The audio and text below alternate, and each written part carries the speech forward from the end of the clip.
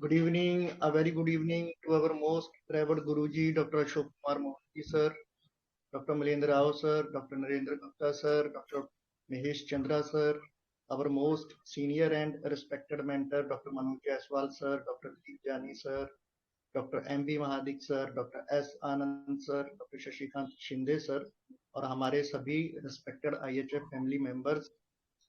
तो जैसा कि आप सभी को पता है, कल द लेजेंडरी होम्योपैथ हमारे मास्टर डॉक्टर कैंट सर का बर्थडे है और हमारी IHF फैमिली कैंट सर के बर्थडे को सेलिब्रेट करने जा रही है। उनकी बहुत बड़े बड़े कंट्रीब्यूशंस हैं होम्योपैथी में, तो हम उनका बर्थडे सेलिब्रेट करने जा रहे हैं। कल हमारे respected doctor Mahesh Prajapati sir, doctor Dilip Jani sir, doctor M.B. Mahadik sir, ये तीनों हमारे रिस्पेक्टेड मेंटर्स केसेस प्रेजेंट करेंगे और सेशंस भी लेंगे, तो एक ग्रेट लर्निंग होगी। और जो आज का सर का केस है, मतलब ये 2 पार्ट्स में है। पहले ये अलग समस्याओं को लेके आया, अलग प्रॉब्लम्स को लेके आया, तो उसको अलग मेडिसिन लगी थी जिससे वो ठीक हो गया था। उसके फिर 2-2.5 साल के बाद उसको फिर से कुछ हेल्थ इश्यूज हुए, तो वो फिर अलग मेडिसिन लगी। तो आज जो सर केस प्रेजेंट कर रहे हैं वो उसका पहला पार्ट है। दूसरा पार्ट इसका कल प्रेजेंट करेंगे सर। तो सबसे पहले मैं हमारी IHF फैमिली की ओर से हमारे most senior and respected mentor doctor Manoj Jaiswal sir का वेलकम करता हूं। Welcome sir, a very good evening. Very good evening to everyone. Thank you, और Ravinda, and thank you everyone for joining. Sorry sir, एक second, बस एक line और add करना है। हिंदू नववर्ष की, नवरात्रि की और गुड़ी पड़वा की आप सभी को ढेर सारी बधाइयां। आपका जीवन मंगलमय हो, आप अपने जीवन में उत्थान करें, अपने हायर पर्पस की ओर अग्रसर हो, ये प्रार्थना है। जी sir, over to you sir. और ये बहुत बड़ा सौभाग्य है हम लोगों का कि आज एक बहुत ही अच्छे केस से हम लोग हिंदू नववर्ष की शुरुआत करने जा रहे हैं, और उम्मीद करता हूं आप लोगों को ये केस बहुत पसंद आएगा। हम लोग काफी कुछ सीखेंगे, आपसे भी मुझे बहुत कुछ सीखने को मिलेगा इस केस में। तो एक परम सौभाग्य का विषय है।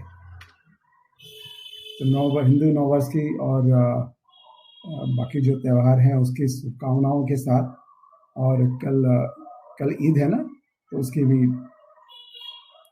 पूर्व संध्या में उनकी भी शुभेच्छा देते हुए मैं आज का केस शुरू कर रहा हूं।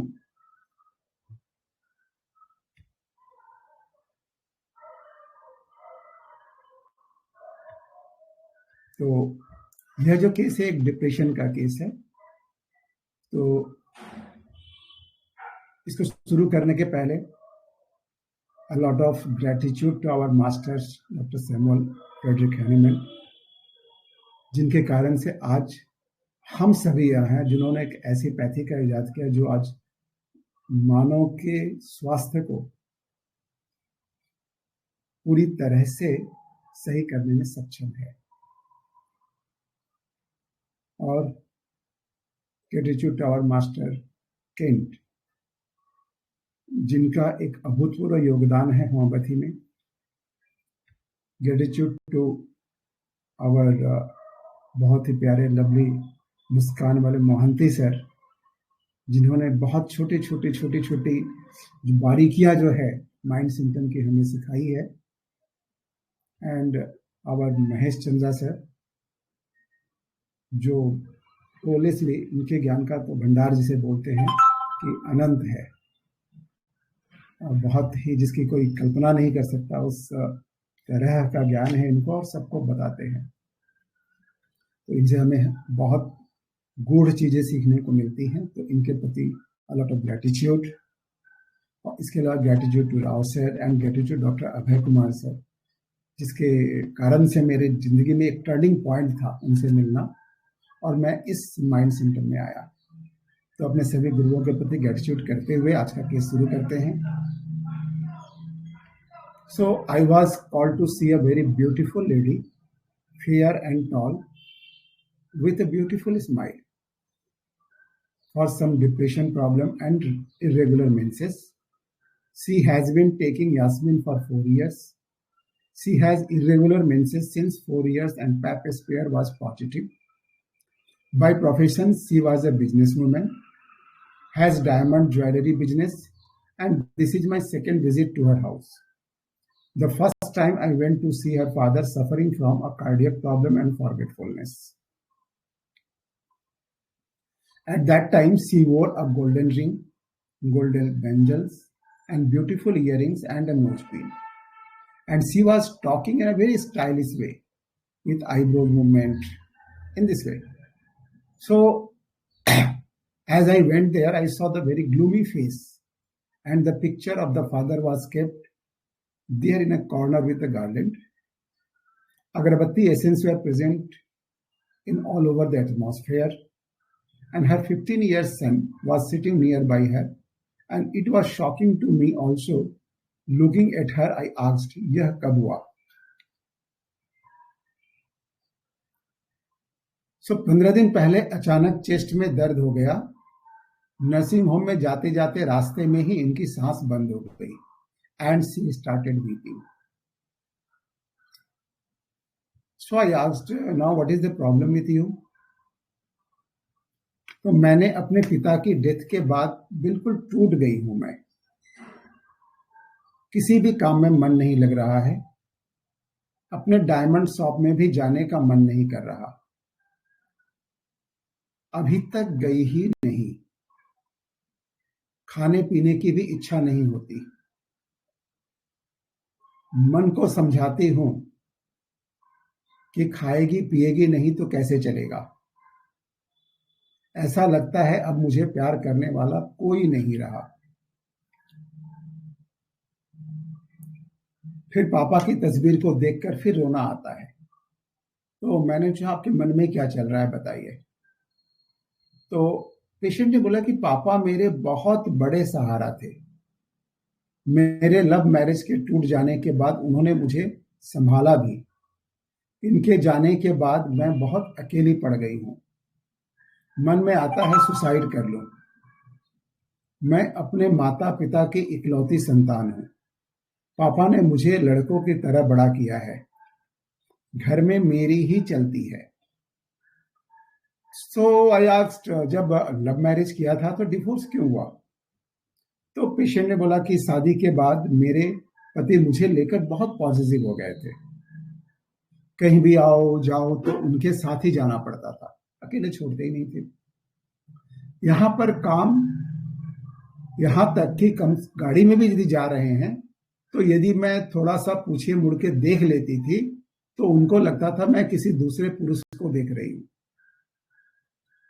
मेरा कोलकाता में डायमंड का बिजनेस है जो मैंने शुरू किया था, उसे भी बंद करवा दिया केवल इस शक की वजह से। मैं बहुत खुले विचारों वाली लड़की हूं। लड़कों के साथ उठना बैठना घूमना फिरना सब कुछ करती थी और यहां सारा रेस्ट्रिक्शन लगा दिया गया है। कुछ सालों तक तो मैंने बर्दाश्त किया। सोचा बच्चे होने के बाद इनका व्यवहार बदल जाएगा, पर जब ऐसा नहीं हुआ तो मैंने डिवोर्स लेने का फैसला कर लिया। उस समय केवल पापा ही थे जिन्होंने मेरा साथ दिया था। किसी पुरुष से यदि बात करती थी तो मुझे मारते भी थे। तो मैंने उसे मेडिसिन दिया 7-3-15 को। 3-4-15 को आके उन्होंने बताया कि मैंने 27 मार्च से सारी एलोपैथिक मेडिसिन को बंद कर दिया है। यहां तक कि किसी डॉक्टर को कंसल्ट भी नहीं किया। मैं चाहती हूं केवल होम्योपैथी लेकर ही ठीक हो जाऊं। आजकल बात बात पर गुस्सा आता है। पहले मैं बहुत कूल माइंडेड थी। मैं फिर से वैसा ही होना चाहती हूं। किसी काम में मन नहीं लगता है। मन करता है सोती रहूं। पास्ट को लेकर रोना आता है। तो मैंने चेंज की मेडिसिन 30 पोटेंसी में दिया। 4-4-15 को कांस्टेंट बर्निंग था पांव के तलवे में और पांव हाथ में, जो ठंडी जगह रखने से उनको आराम मिलता था। चाहते थे कि ठंडी जगह पर रखने से अच्छा लगता है। पसीने भी आते हैं पाँव के तलवे में और सर में बहुत दर्द था, तो मैंने 200 पावर दिया। तो 12/4 को बताया कि बहुत आराम है, थोड़ी इरिटेबिलिटी है और डिससेटिस्फेक्शन है, कोई मेरी बात नहीं माने तो बहुत गुस्सा आता है। तो उसकी माँ ने बोला कि यह सबको अपने हिसाब से चलाना चाहती है। मैंने प्लेसिबो दे दिया। 30/4/15 को आई मेरे पास, not getting interested in anything, किसी भी काम में मन नहीं लग रहा है। तो मैंने पूछा कि एक पर्सनल बात पूछनी थी। तो पूछिए ना कि आपका कभी किसी अभी जो है किसी से कोई रिलेशन चल रहा है, क्योंकि शरीर की भी अपनी जरूरत होती है। मैंने एक्सक्यूज देने की कोशिश की कि इस कारण से तो हो ही सकता है ना। तो पेशेंट ने बताया कि हाँ, मेरा एक फ्रेंड है, मेरे बेटे को भी बहुत पसंद है, उसका बेटा अभी 15 साल का है, तो हम दोनों बीच बीच में मिलते रहते हैं। बेटा कोलकाता में हॉस्टल में पढ़ता है, जब यहाँ आता है तो हम तीनों साथ में घूमने भी जाते हैं। ठीक है, तो मैंने कुछ मेडिसिन दी। अब बताया 1 हफ्ते के बाद बताओ कैसा लगता है। तो फिर उसके बाद 50 LM पोटेंसी में मैंने दिया 0/2। फिर 12/7/15 को वो आई मेरे पास यूटीआई प्रॉब्लम के लिए। बोले कि बहुत रोना आता है, सोच सोच कर बातें जो सोचती है तो बहुत रोना आता है। तो मैंने सेम मेडिसिन रिपीट कर दी। फिर मेरे पास 31/7 को आई, बोले कि शरीर में बहुत ज़्यादा दर्द हो रहा है, विशेष कर पाँव में और बैक में। तो टेस्ट कराया था, उसमें टेस्ट में CRP पॉजिटिव था, RF नेगेटिव था। तो मैंने सेम मेडिसिन को बोला 3 बार करके 2 दिन आप ले लो। तो फिर 14/10/15 को मेरे पास रिपोर्ट आई, काफ़ी दिनों के बाद। वो दूसरे प्रॉब्लम के लिए जब आई थी तब की बात है। तो बोले कि मैं बिल्कुल ठीक हूँ, नेगेटिव थिंकिंग भी नहीं चल रहा है, इधर कुछ दिनों से थोड़ा चिड़चिड़ापन हो गया है। तो मैंने 0/4 उसको दे दिया। उसको लगता था कि आंखों में ड्राइनेस भी हो रहा है और लोग मुझे अवॉइड कर रहे हैं, ये फीलिंग आ रही थी उसको कि लोग मुझे अवॉइड कर रहे हैं। तो मैंने 0/4 दिया। उसके बहुत लंबे गैप के बाद आई थी दूसरे किसी प्रॉब्लम के लिए, उस समय फिर दूसरी मेडिसिन लगी थी। तो वो फिर कल आप लोगों को डिस्कस करेंगे। तो यह जो है केस है। अब आप लोग एनालिसिस बताइए क्या हो सकता है।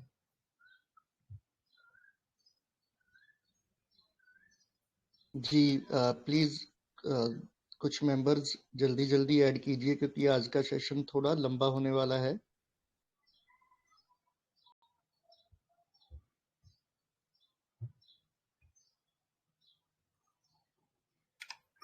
बताइए क्या हो सकता है। हाँ, हेलो। जी जी सर, ये तो मैं ही बोल रहा हूँ। अच्छा अच्छा।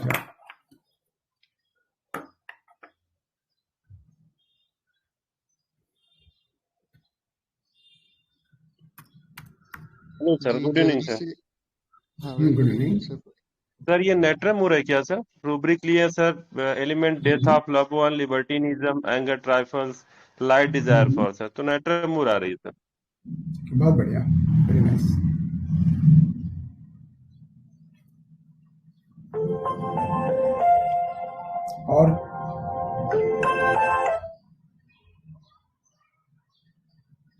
और क्या लग रहा है? जी thank you Sushil Mishra sir. बस अच्छा और बताएगा ये। बताइए।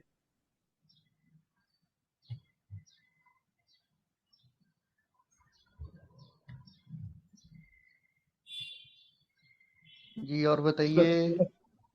हेलो सर, नमस्ते सर।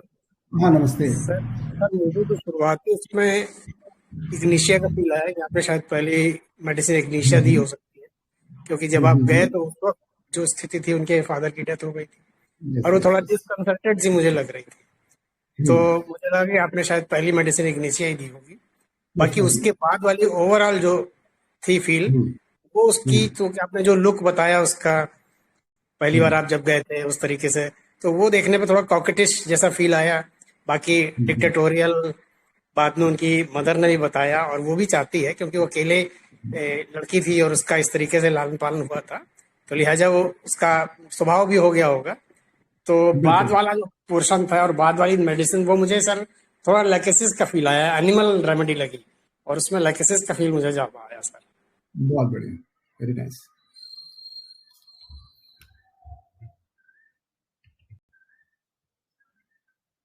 बहुत अच्छा।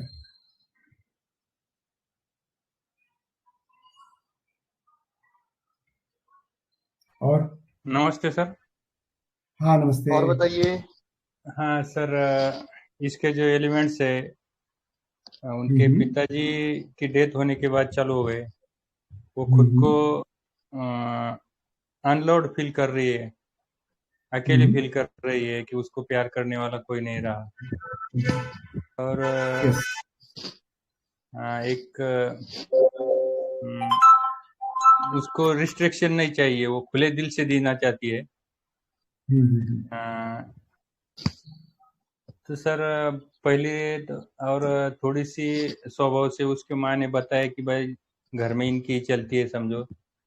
और आपने जैसा उनका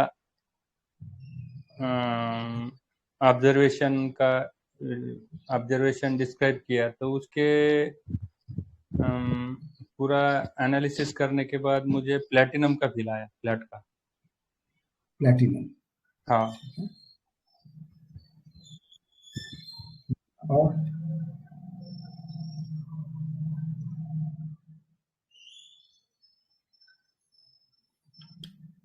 जी थैंक यू अविनाश सर। बहुत अच्छा। डॉक्टर आप कहाँ से हैं? जी सर मैं जालना महाराष्ट्र से हूँ। महाराष्ट्र। बहुत अच्छा एनालिसिस रहा आपका। थैंक यू सर, आपकी कृपा है, अभी सीख रहे थोड़ा थोड़ा। सभी सीख रहे हैं, हम लोग आपसे सीखते हैं।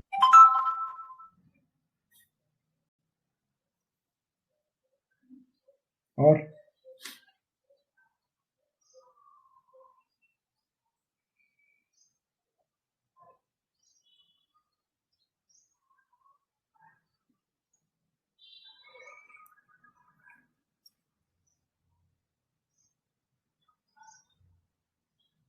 डॉक्टर दिलशाद, आपने सुना केस को?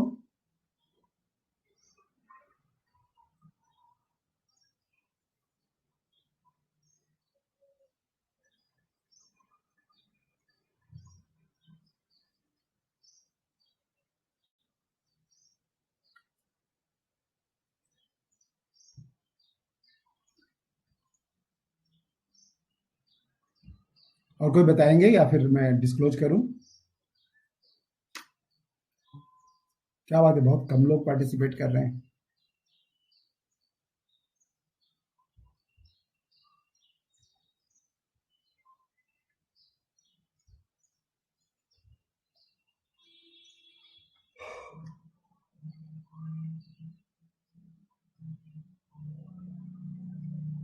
हेलो।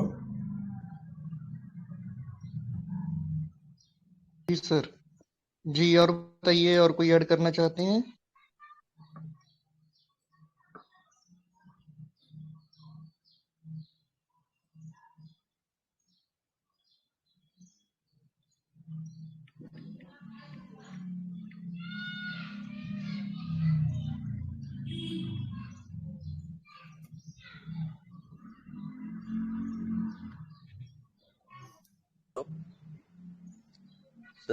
जी सर। हेलो मुझे हाँ हाँ हेलो। बोलिए किरण पाटिल सर। सर, ये केस का क्रक्स वो उसे अफेक्शन लव चाहिए, ये सेंटर क्रक्स है।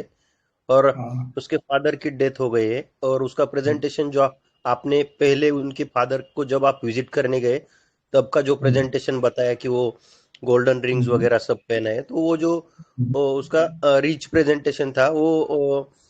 अ, मतलब उसे अपन कॉकेटिश फील कर सकते हैं, आंखों का मूवमेंट वगैरह जो आपने बताया था वो। That was a healthy presentation. उससे वो बीमार नहीं थी, ये भी हमें ध्यान में यस रखना सर, है। यस तो सर, हाँ, कॉकटेज आपको फंसा सकता है। यस। वो रूब्रिक्स में नहीं लेंगे अपन, सिर्फ प्रेजेंटेशन हाँ, यानी को आपको चेंज लेंगे। देखना, कहा वैसी यस, लड़की अभी कैसी ग्लूमी हो गई है। सो ये हाँ, डिफरेंस बताने के लिए है। कॉकटेज लेंगे तो हाँ, सभी फंसेंगे। हाँ। हाँ। तो उसके फादर की डेथ एलिमेंट्स है उसका। दूसरा मतलब वो फॉरसेकन फीलिंग है उसमें। लिबर्टिनिज्म चाहिए उसको, फ्रीडम चाहिए। और बाद में उसने वो शादी की थी, लव मैरिज था, वो ब्रेक, उसमें तकलीफ हुई। तो उसने ब्रेक कर दिया है, तो मॉरल फीलिंग वांट ऑफ में है। यस तो सर और रीजन ऑफ दैट इज उसको एब्यूज हुआ है, तो एलिमेंट्स फ्रॉम एब्यूज बीइंग, तो ये प्लेटिना आ रही है सर।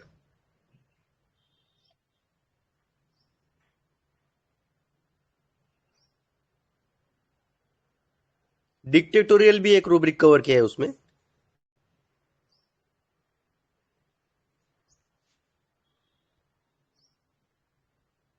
बहुत अच्छा।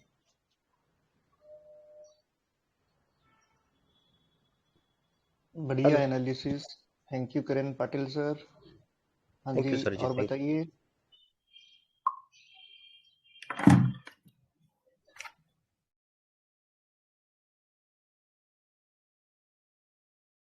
जी, और कोई ऐड करना चाहते हैं या गुड फिर सब डिस्क्लोज? सर। हाँ, very good afternoon ma'am. Good afternoon sir. Hello hello. Hello. हाँ हाँ आपकी मैम, आवाज आ रही है? हाँ, आवाज आ रही है सर? हाँ हाँ बिल्कुल। अच्छा। अगर इस केस में elements from death of loved ones और अगर डिक्टेटोरियल, मैंने ये दो रूब्रिक तो कंफर्म लगे सर। और बाकी जैसे आपने उसका प्रेजेंटेशन बोला कि मतलब दिखने में भी वो बहुत स्मार्ट थी, गोल्डन इयररिंग्स वो सब कुछ पहना हुआ था, और कहीं ना कहीं वो थोड़ा सा अपने हिसाब से चलने वाली भी है। अभी जैसे आपने पूछा कि एक्स्ट्रा मैरिटल है, कुछ है क्या किसी के साथ अफेयर, तो उसने ओपनली भी वो सब कुछ आपको बोल दिया था सर। तो मुझे सर वैनिला और प्लैट, ये दोनों की फीलिंग ज्यादा आ रही है सर। बहुत बढ़िया मैम, बहुत अच्छा।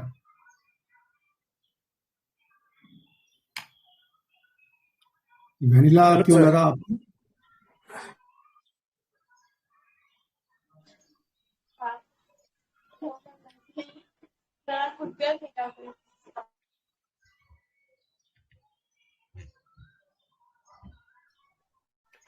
हेलो। नमस्कार सर। हाँ नमस्कार। सर जस्ट अभी केस सुना था, तो सर केस सुनने के बाद में इसमें एक ही रूब्रिक समझ में आया कि element from reverse of Fortune, मतलब उनकी फादर की डेथ के बाद में, और एक एंगर कॉन्ट्राडिक्शन फॉर, ये दो रूब्रिक मुझे लगे सर इस केस में। बहुत अच्छा सोचा आपने। तो क्या रेमेडी आपकी क्या आ रही है? सर इसमें एक तो स्टेफी सेक दिया, वेनिला, और ये ऐसे तीन चार मेडिसिन है सर।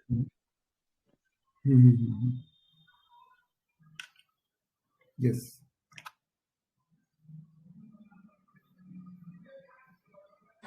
Hello sir.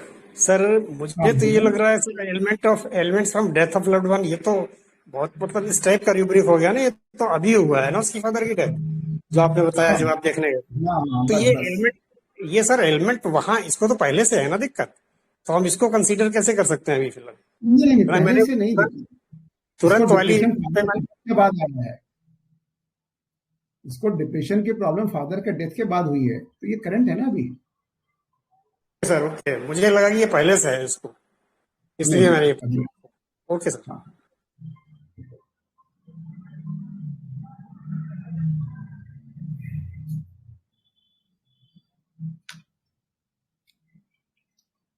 और कोई बताएंगे?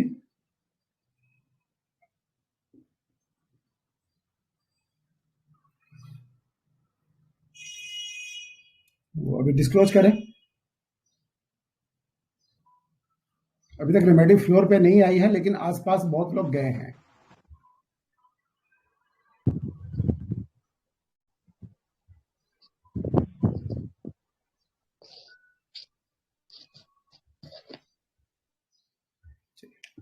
तो गोविंदा डिस्क्लोज करते हैं,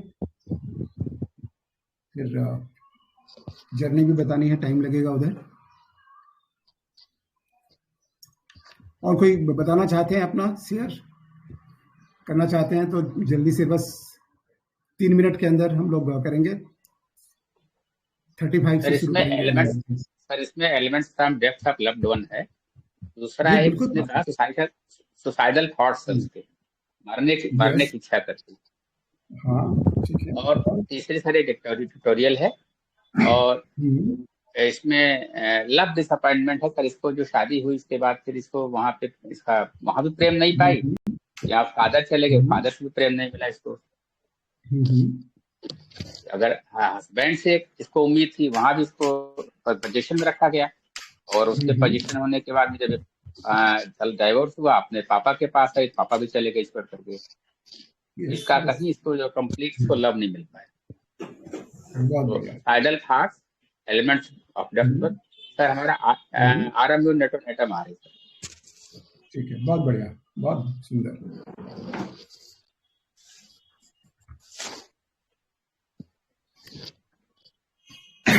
बहुत अच्छा बताया आपने। अनिल कुमार मिश्रा नाम है ना आपका? जी सर। बहुत बढ़िया, नाइस, थैंक यू सर। और भी कोई बताएंगे?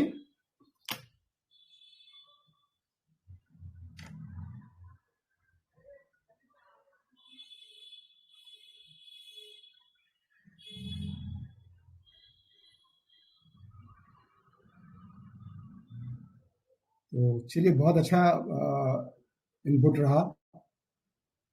एलिमेंट्स और रिवर्स ऑफ फॉर्च्यून जिन्होंने बताया था, क्या नाम है आपका? वीरेंद्र परमार। वीरेंद्र परमार, बहुत अच्छा रूब्रिक लिया वीरेंद्र जी आपने, बहुत परफेक्ट रूब्रिक है इस केस में। उसकी जिंदगी बदल गई ना एकदम, कहाँ कैसी फैमिली में थी, कहाँ कंजर्वेटिव आदमी से उसने शादी कर ली। बहुत बढ़िया जी सर, वेरी नाइस। तो डिस्क्लोज करते हैं अभी इसको। देखिए, सबसे बड़ी बात है ना, इसका पहले जो डेथ हुआ था ये ऑरोम्यो नेट्रोनेटम है, और इसी से ये ठीक हुई थी। फर्स्ट प्रेस्क्रिप्शन मेरा मोस्ट प्रोबेबली या तो एसिड फॉस रहा होगा या इग्नीशिया, मुझे याद नहीं आ रहा ठीक से, देखना पड़ेगा भाई।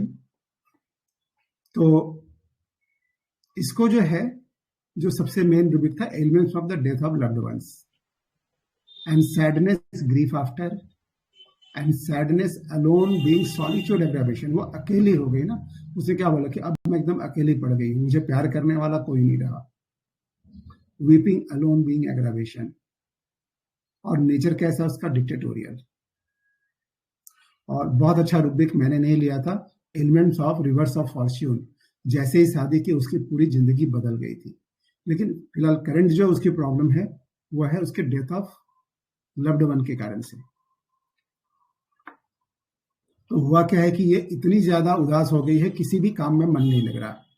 सो she became indifference to everything. बात बात पे रोना आता है, जब भी तस्वीर को देखती है तो रोने लगती है, बातें याद करके रोने लगती है।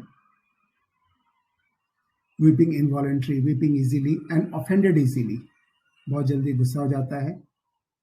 एलिमेंट फ्रॉम डोमिनेशन, खूब लंबा डोमिनेशन उसने सहा था, and pessimist. Despair, recovery of kill desire to loved ones. इसको हम इसके पास से यदि जाते हैं तो उसने क्या किया, उसने जिससे प्यार किया था उसको एक टाइम दिया, काफी समय तक उसके लिए वेट किया, है ना, सहा कि चलो ठीक है करते हैं। और ऐसी रिस्पॉन्सिबिलिटी उसने उठाई जो उसके लायक नहीं थी। कहाँ हीरो का बिजनेस करती थी, डायमंड का बिजनेस था उसको छोड़ के उसने घर बार में ही अपने को समेट लिया, घर के काम में ही अपने को व्यस्त किया, केवल इसलिए कि चलो शायद सुधर जाएंगे, बच्चा होगा तो इनका ये शक निकल जाएगा दिमाग से। लेकिन जब नहीं निकला तो क्या किया उन्होंने? अपने ही प्यार का गला घोट दिया उसने। नाउ अब आप अपने रास्ते, मैं अपने रास्ते, तुम्हारे साथ और जिंदगी के रास्ते नहीं चल सकती। So you are dead for me. उसको खत्म कर दिया, उसने रिश्तों को मार डाला, रिश्तों को खत्म कर दिया। जिस प्यार को लेके वो आगे बढ़ी थी, जिससे शादी करने के लिए उसने पंगे लिए थे, आज उसी को एंड कर दिया। वो मजबूर भी थी बहुत, इतने दिनों तक सहने की कोशिश की उसने, लेकिन जब नहीं हुआ तो एंड किया। उसमें उसके पिताजी ने उसका साथ भी दिया था, इसलिए पिताजी से उसका लगाव बहुत ज्यादा था। तो thoughts persistent, unpleasant subject haunted by, वो चीजें उसके दिमाग में बार बार चल रही हैं। Dignified, recognition, desire for, and relationship failure in the multiple relationship. ये सेकंड लव भी जो उसका टिका नहीं था, जिसके बारे में भी बात कर रहे थे, उसको भी उसने, जब वो भी उसी तरह के बर्ताव करने लगा तो उसको भी उसने एकदम एक झटके में बोला कि तुम्हारे साथ मेरा कोई रिलेशन नहीं है, तुम मेरे मालिक नहीं हो। उसको भी तोड़ दिया था उसने। Respiration, deep desire to breathe. तो क्या है, एक दम घुटने वाली वातावरण में वो रह रही है, ऐसा लगता है दम घुट जाएगा। उसको डीप रेस्पिरेशन लेने की चाहत है कि बहुत खुल के सांस ले सके, है ना। और लेकिन उसको एकदम बंद कर दिया गया है, चेस्ट को फैला नहीं पा रही है। Respiration difficult, expand, lungs can not, because helpless in the marriage. शादी तो उसी ने की थी, लव मैरिज की थी, उसी की गलती थी, उसी ने उससे शादी किया था। तो she is feeling helpless marriage in, कि अब कर नहीं सकते, मैंने उससे जब साथ निभा लिया तो अब उसको झेलना तो पड़ेगा, इसलिए वो झेल रही है। तो इसको मैंने ऑरम्यून नेट्रोनेटम 200 दिया था 7/3/15 को, फिर बाद में 0/2 अप टू द 0/4 दिया गया था, जिससे वो कंप्लीटली ठीक हो गई थी। सो ये मेरे केस का एनालिसिस था। तो अब इसके बाद हम लोग थोड़ा इसको जानने की कोशिश करेंगे, ऑरम्यून नेट्रोनेटम को। उसके पहले मैं डॉक्टर स्मिता मैम को बुलाना चाहता हूँ, वो पीरियडिक टेबल के हिसाब से थोड़ा सा इसको एक्सप्लेन करें। उसके बाद मैं इसकी जर्नी लूंगा। मैं Smita ma'am please. Yes sir, good evening sir, good evening everyone. तो पीरियोडिक टेबल के हिसाब से ऑरम्यूर नेट्रोनेटम को हम लोग समझने की कोशिश करते हैं। ऑरम्यूर नेट्रोनेटम में 3 एलिमेंट्स हैं। एक तो है ऑरम यानी gold, Aurum metallicum, natrum metallicum यानी सोडियम, और तीसरा है वो क्लोरीन है जो हेलोजन है। ओके, तो 1 बाय 1 हम लोग तीनों एलिमेंट्स को सीखने की कोशिश करते हैं। तो पहले हम लोग गोल्ड से शुरू करते हैं। गोल्ड जो होता है वो पीरियोडिक टेबल में रो 6 और कॉलम 11 में है। हम सभी लोगों को पता है कि पीरियोडिक टेबल जो है वो 6 कॉलम्स, 7 रोज और 18 कॉलम्स, 18 कॉलम्स में डिवाइड किया गया है। तो हर एक रो का एक एक थीम होता है। जैसे रो 1 होता है वो कंसेप्शन का है, दूसरा होता है वो बर्थ प्रोसेस का होता है, तीसरा है वो रिलेशनशिप का है। वैसे 6th जो है वो लीडरशिप, रिस्पॉन्सिबिलिटी और पावर का है, वो उसको गोल्ड सीरीज बोलते हैं। उसमें ऑरम सबसे इंपॉर्टेंट एलिमेंट है, इसलिए रो 6 का जो थीम है वो पावर, रिस्पॉन्सिबिलिटी और लीडरशिप का होता है। जब पावर मिलता है एक बंदे को तो उसके साथ रिस्पॉन्सिबिलिटी भी आ ही जाती है। तो पावर और रिस्पॉन्सिबिलिटी को जब हम दोनों को मिलाते हैं तो वो बंदा लीडर बन जाता है। ओके, इसलिए लीडरशिप क्वालिटीज भी इसमें बहुत कूट कूट के भरी हुई है। तो इसका इसेंस क्या है, इसका मेन थीम क्या होता है? तो इसका holding on to power and responsibility. देखिए, मैंने बोला कि पीरियोडिक टेबल के कॉलम 11 में ऑरम है, गोल्ड है।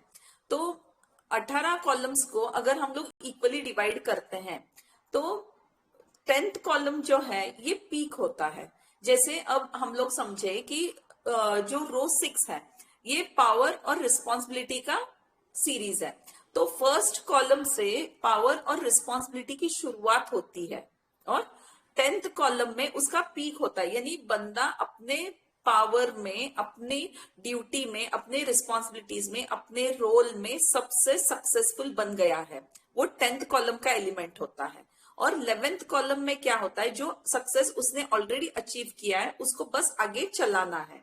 जैसे उसके बिजनेस में उसने अचीव किया, सक्सेस अचीव कर लिया है, पीक अचीव कर लिया है, तो उसको मेंटेन करने का काम कॉलम 11 के एलिमेंट्स करते हैं। तो ऑरम को क्या करना है, जो सक्सेस उसने अचीव किया है उसको बस मेंटेन करना है। तो उसका जो ऑर्गेनाइजेशन है, उसकी फैमिली है, उसको बस ठीक से उसको चलाना है, उसका खुद का पोजीशन मेंटेन करना है। वो एक लीडर है ना, एक किंग है, वो किंग, सभी मेटल्स का किंग ऑरम होता है, गोल्ड को बोला जाता है। तो ये जो है वो किंग है खुद।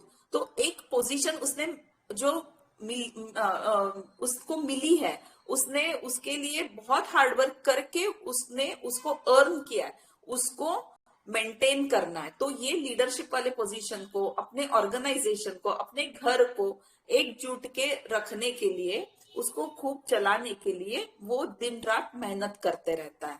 वो वर्कोहलिक भी रहता है, वो बहुत ही मोरालिस्टिक भी है, उसके प्रिंसिपल्स बहुत हाई होते हैं, उसमें ग्रेट सेंस ऑफ रिस्पॉन्सिबिलिटी भी होती है। उसने जो टास्क लिया है, उसका टास्क क्या है कि ये ऑर्गेनाइजेशन को चलाना है। उसको चलाने के लिए अपने जो नीचे लोग हैं, अपने इंफीरियर लोग हैं, अपने जो आईपीआर है, अपने जो फैमिली मेंबर्स हैं, अपने एम्प्लॉयज है, उनकी ख्याल रखना, केयर करना, नर्चर करना, उनकी सिक्योरिटी देखना, उनकी जरूरतें देखना, उनके चैलेंजेस को बखूबी निभाना, ये सब उसका काम है। तो ये टास्क जो उसने हाथ में लिया है, उसको बहुत ही अच्छी तरीके से वो निभाता भी है, वो काफी रिस्पॉन्सिबल होता है। वो जो भी काम करेगा, he will do to the best of his knowledge and powers. वो जी जान लगा के दिन रात काम करके ये पोजीशन हासिल किया है, उसको मेंटेन करने में जुटा हुआ रहता है। उसके डिसीजंस जो होते हैं वो बहुत ही सेंसिबल और रिस्पॉन्सिबल भी होते हैं। वो एकदम परफेक्ट काम करेगा, उसको एकदम मैनरली, ऑर्डरली काम चाहिए। वो बहुत ही प्रिसाइज रहता है, यानी जो तरीका उसको चाहिए उसी तरीके से वैसे ही काम होना चाहिए। वो बहुत ही फास्टिडियस भी रहता है। ओके, उसको हर एक चीज अच्छे से चाहिए। इसीलिए इतना परफेक्ट होने की वजह से, इतने अच्छे से इवॉल्व होने की वजह से, ये जो ऑर्गेनाइजेशन है, ये फैमिली है, ये उसकी रिस्पॉन्सिबिलिटी है। उसको निभाते वक्त उसमें जो चैलेंजेस आते हैं, उसमें जो हर्डल्स आते हैं, जो दिक्कतें आती हैं, जो मुश्किलें आते हैं, उनको भी वो बखूबी भाप लेता है, बखूबी पहले ही जान लेता है, और उसको उससे लड़के वो दूर भी करने की कोशिश करता है, ताकि उसका रास्ता सीधा सरल हो, अच्छे से हो, ताकि उसके ऑर्गेनाइजेशन को कोई ठेस न पहुंचे, कोई उसका नुकसान न कर पाए, और उसका पोजीशन भी न हिले। तो इस सब में वो बहुत कंजर्वेटिव होता है। जिस तरीके से वो सालों से काम करता हुआ आया है, उसी तरीके से वो काम करना चाहता है। वो अपने तौर तरीके इजीली बदलता नहीं है। कभी कभी बदलेगा। वो कब बदलेगा? जब सोसाइटी की भलाई के लिए कोई चीज करनी है, कोई डिसीजन बदलना है, कोई तरीका बदलना है, तो ही वो बदलने की कोशिश करता है, नहीं तो वो बिल्कुल चेंज नहीं होता है, बहुत कंजर्वेटिव होता है। वो अपना जो सक्सेस उसने मिला हुआ है उसको बखूबी वो एंजॉय भी करता है। उसने बहुत हार्ड वर्क से ये सक्सेस, ये पोजीशन उसने कमाया हुआ है, तो ये वो एंजॉय भी करेगा। ये उसको पता है कि ये मेरा वर्थ है, ये मेरी कैपेसिटी है, ये मेरी कैपेबिलिटी है, तभी उसको वो एंजॉय भी करता है। तो ये सब करते वक्त वो बहुत ही अलर्ट भी रहता है। सिर्फ एंजॉयमेंट में वो चला नहीं जाएगा, वो अलर्ट भी रहेगा, ताकि जो मुश्किलें आएंगी, जो चैलेंजेस आएंगे, जो थ्रेट्स है, उसको भी वो बखूबी बाप के उससे वो लड़ के उसको बाजू में कर देगा। तभी वो रिलैक्स करेगा, तभी उसको अचीवमेंट पूरा हुआ है ऐसे लगेगा। तो ये सब करते वक्त उसका पोजीशन जो है वो सबसे इम्पोर्टेंट है। वो अपने नीचे जो लोग काम कर रहे हैं, जो उसके आईपीआर है, जो उसके इर्द गिर्द लोग हैं, फैमिली मेंबर्स है, उनके प्रति उसको बहुत ज्यादा रिस्पेक्ट होता है, केयर होता है, नर्चर भी करता है। इसीलिए वो इन रिटर्न भी यही चाहता है, उसको रिस्पेक्ट देना चाहिए, उसको ऑनर देना चाहिए, ऐसे उसको लगता है, क्योंकि उसने काम ही वैसे किया हुआ है। ओके, तो वो वापस से इन रिटर्न एक्सपेक्ट भी करता है। वो खुद को ये ऑर्डिनरी लोगों के ऊपर है ऐसे उसको लगता है, और ये लोगों ने ये बात नहीं भूलनी चाहिए, ये भी उसको लगता है। उसका एक स्पेशल पोजीशन होता है। तो ये सब करते वक्त जब कभी उसको ऐसे लगता है कि वो अपने प्रजा को गार्ड नहीं कर पाया, मुश्किलों से बचा नहीं पाया, अपनी रिस्पॉन्सिबिलिटी, अपनी ड्यूटी बखूबी निभा नहीं पाया, ये जब लगता है तब उसके एलिमेंट्स शुरू हो जाते हैं। वो सिचुएशन को ब्लेम बिल्कुल नहीं करेगा, वो खुद को ब्लेम करने लगता है, वो दूसरों से ये चीजें शेयर भी नहीं करेगा, वो एकदम इंट्रोवर्ट हो जाता है, सेल्फ रिप्रोचिंग में चला जाता है, सेल्फ गिल्ट में चला जाता है कि मैंने ड्यूटी अपनी अच्छे से नहीं निभाई, इसीलिए ये प्रॉब्लम आ गया है। मेरे में ही कुछ कमी रह गई, इसीलिए मेरी वजह से ये हो गया, तो वो रिमोर्स में चला जाएगा। तो इस मोड पे वो रिलीजियस बन जाता है। वो रिलीजियस क्यों बनता है? औरम जब प्रे करने लगता है, रिलीजियस बन जाता है, तो हम लोगों को समझ लेना है कि उसका डाउनफॉल शुरू हो गया है। जब तक वो प्रे नहीं करता है तब तक वो लड़ते रहता है, लेकिन जब वो हार जाता है, हार वाली फीलिंग उसमें आती है, तभी वो प्रे करने लगता है। वो प्रे किस लिए करता है? वो क्यों करता है? क्योंकि उसने इतनी सारी रिस्पॉन्सिबिलिटी उठा के रखी है अपने सिर पे। हम लोग बोलते हैं अनयूजुअल रिस्पॉन्सिबिलिटी, जो सर ने बताया अभी, ठीक है, ऑरम्यूर नेट्रोनेटम में भी है अनयूजुअल रिस्पॉन्सिबिलिटी। ये कब होता है ना, जब एक बंदा 10 लोगों की रिस्पॉन्सिबिलिटी लिया है, बहुत सारे रिस्पॉन्सिबिलिटीज निभाते निभाते उसके कंधे थक गए हैं, उसके सर पे लोड आ गया है, या फिर एक छोटा बच्चा है जो अपने पूरे घर की रिस्पॉन्सिबिलिटी लेके रखा है, बीमार माँ है, उसकी सेवा करता है, घर में सबका ख्याल रखता है, स्कूल को भी जाता है, अपनी पढ़ाई भी अच्छे से करता है, तो ये सब करने में कुछ ना कुछ छोटी चीजें छूट जा सकती है। तो उस वक्त उसको ऐसे लगता है कि मैंने अपनी ड्यूटी ठीक से नहीं निभाई है, मैंने अपनी ड्यूटी निग्लेक्ट कर दी है, और तब वो प्रे करने लगता है। वो क्या बोलता है कि ये जो चैलेंज आ गया, ये मैं जो भूल गया, गलती हो गई, ये भगवान ने मुझे दिया हुआ पनिशमेंट है, मैंने अपनी ड्यूटी करने में चूक की है, तभी मुझे भगवान ने पनिशमेंट दिया है। तो वो अपना ड्यूटी निभाने के लिए भगवान से स्ट्रेंथ मांगने लगता है। या फिर ये एएमएन पेशेंट जब अपने पास आते हैं तो वो बोलते हैं कि मैं मेरे घर का ख्याल रखने में कम पड़ रहा हूँ, मुझे पावर कम पड़ रहा है, स्ट्रेंथ कम पड़ रहा है, प्लीज आप कुछ कीजिए ताकि मेरा स्ट्रेंथ मैं रिगेन करूं और मैं अपने फैमिली के लिए वापस से सर्व करूं, मैं अपनी फैमिली की सेवा कर पाऊं, अपनी ड्यूटी अच्छे से निभा पाऊं, ऐसे उसको फीलिंग रहता है। ओके, तो इस वक्त उसको ये जो रिस्पॉन्सिबिलिटी है, ये लोड है, ये सब में उसको वो खुद को ब्लेम करने लगा है। ओके, तो उस वक्त उसको क्या लगता है कि मेरा डाउनफॉल शुरू हुआ है, मेरा बिजनेस नीचे जा रहा है, मेरा घर टूट रहा है, मैं नीचे जा रहा हूं। तब उसको ड्रीम्स आते हैं falling from a height. Okay, falling from a height. तब उसको ऐसे लगता है कि मैं अकेला पड़ गया हूं। देखिए, ये किंग है, ये लीडर है, तो सिंहासन पे एक ही बंदा बैठ सकता है, तो बाकी के लोग जो है वो उसके नीचे हैं। उस लाइन ऑफ ऑर्डर में जो प्रधान होते हैं या फिर मंत्री लोग होते हैं वो तो किंग के नीचे रहते हैं, लेकिन सिंहासन पे वो अकेला ही बैठा हुआ है। तो उस वक्त उसको ऐसे लगता है कि मैं अकेला पड़ गया हूँ। ओके, जब उसके अच्छे दिन रहते हैं, जब उसका जो भी बिजनेस अच्छे से चल रहा है, तब कभी उससे गलती होती है तो उसके जो सबऑर्डिनेट्स हैं उसको अगर रोकते टोकते हैं, उसको बोलते हैं, तो उस वक्त वो ध्यान नहीं देता है, बिल्कुल ध्यान नहीं देता है। तो अब कौन आएगा ना उसको बोलने के लिए? तब उसको लगता है कि मैं अकेला पड़ गया हूं, मैं इस दुनिया में ही अकेला हो गया हूं, तो लोनलीनेस आ जाता है।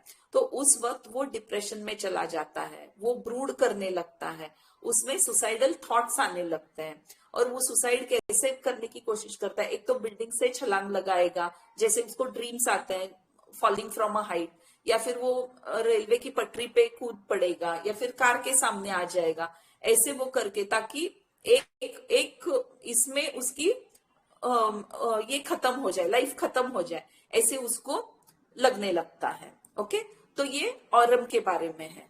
तो नेक्स्ट हम लोग देखते हैं natrum. Okay, sodium metallicum. Sodium metallicum element जो है ये रो 3 और कॉलम 1 में पड़ा हुआ है। तो रो 3 का थीम जो है वो रिलेशनशिप का है। रिलेशनशिप सीरीज में ना सबसे इंपॉर्टेंट चीज जो है आइडेंटिटी का है।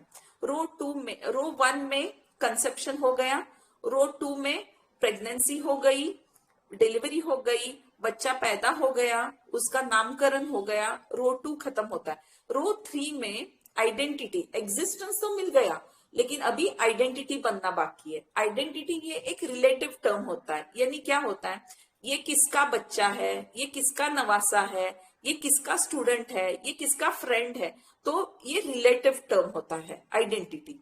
तो इसमें बंदा अपना आइडेंटिटी खोजने की कोशिश कर रहा है, ये रिलेशंस बनाने की कोशिश कर रहा है। देखिए सोडियम के आउटर ऑर्बिट में एक ही इलेक्ट्रॉन है, तो ये एक इलेक्ट्रॉन वो दे देगा ना तो वो स्टेबल बन जाएगा।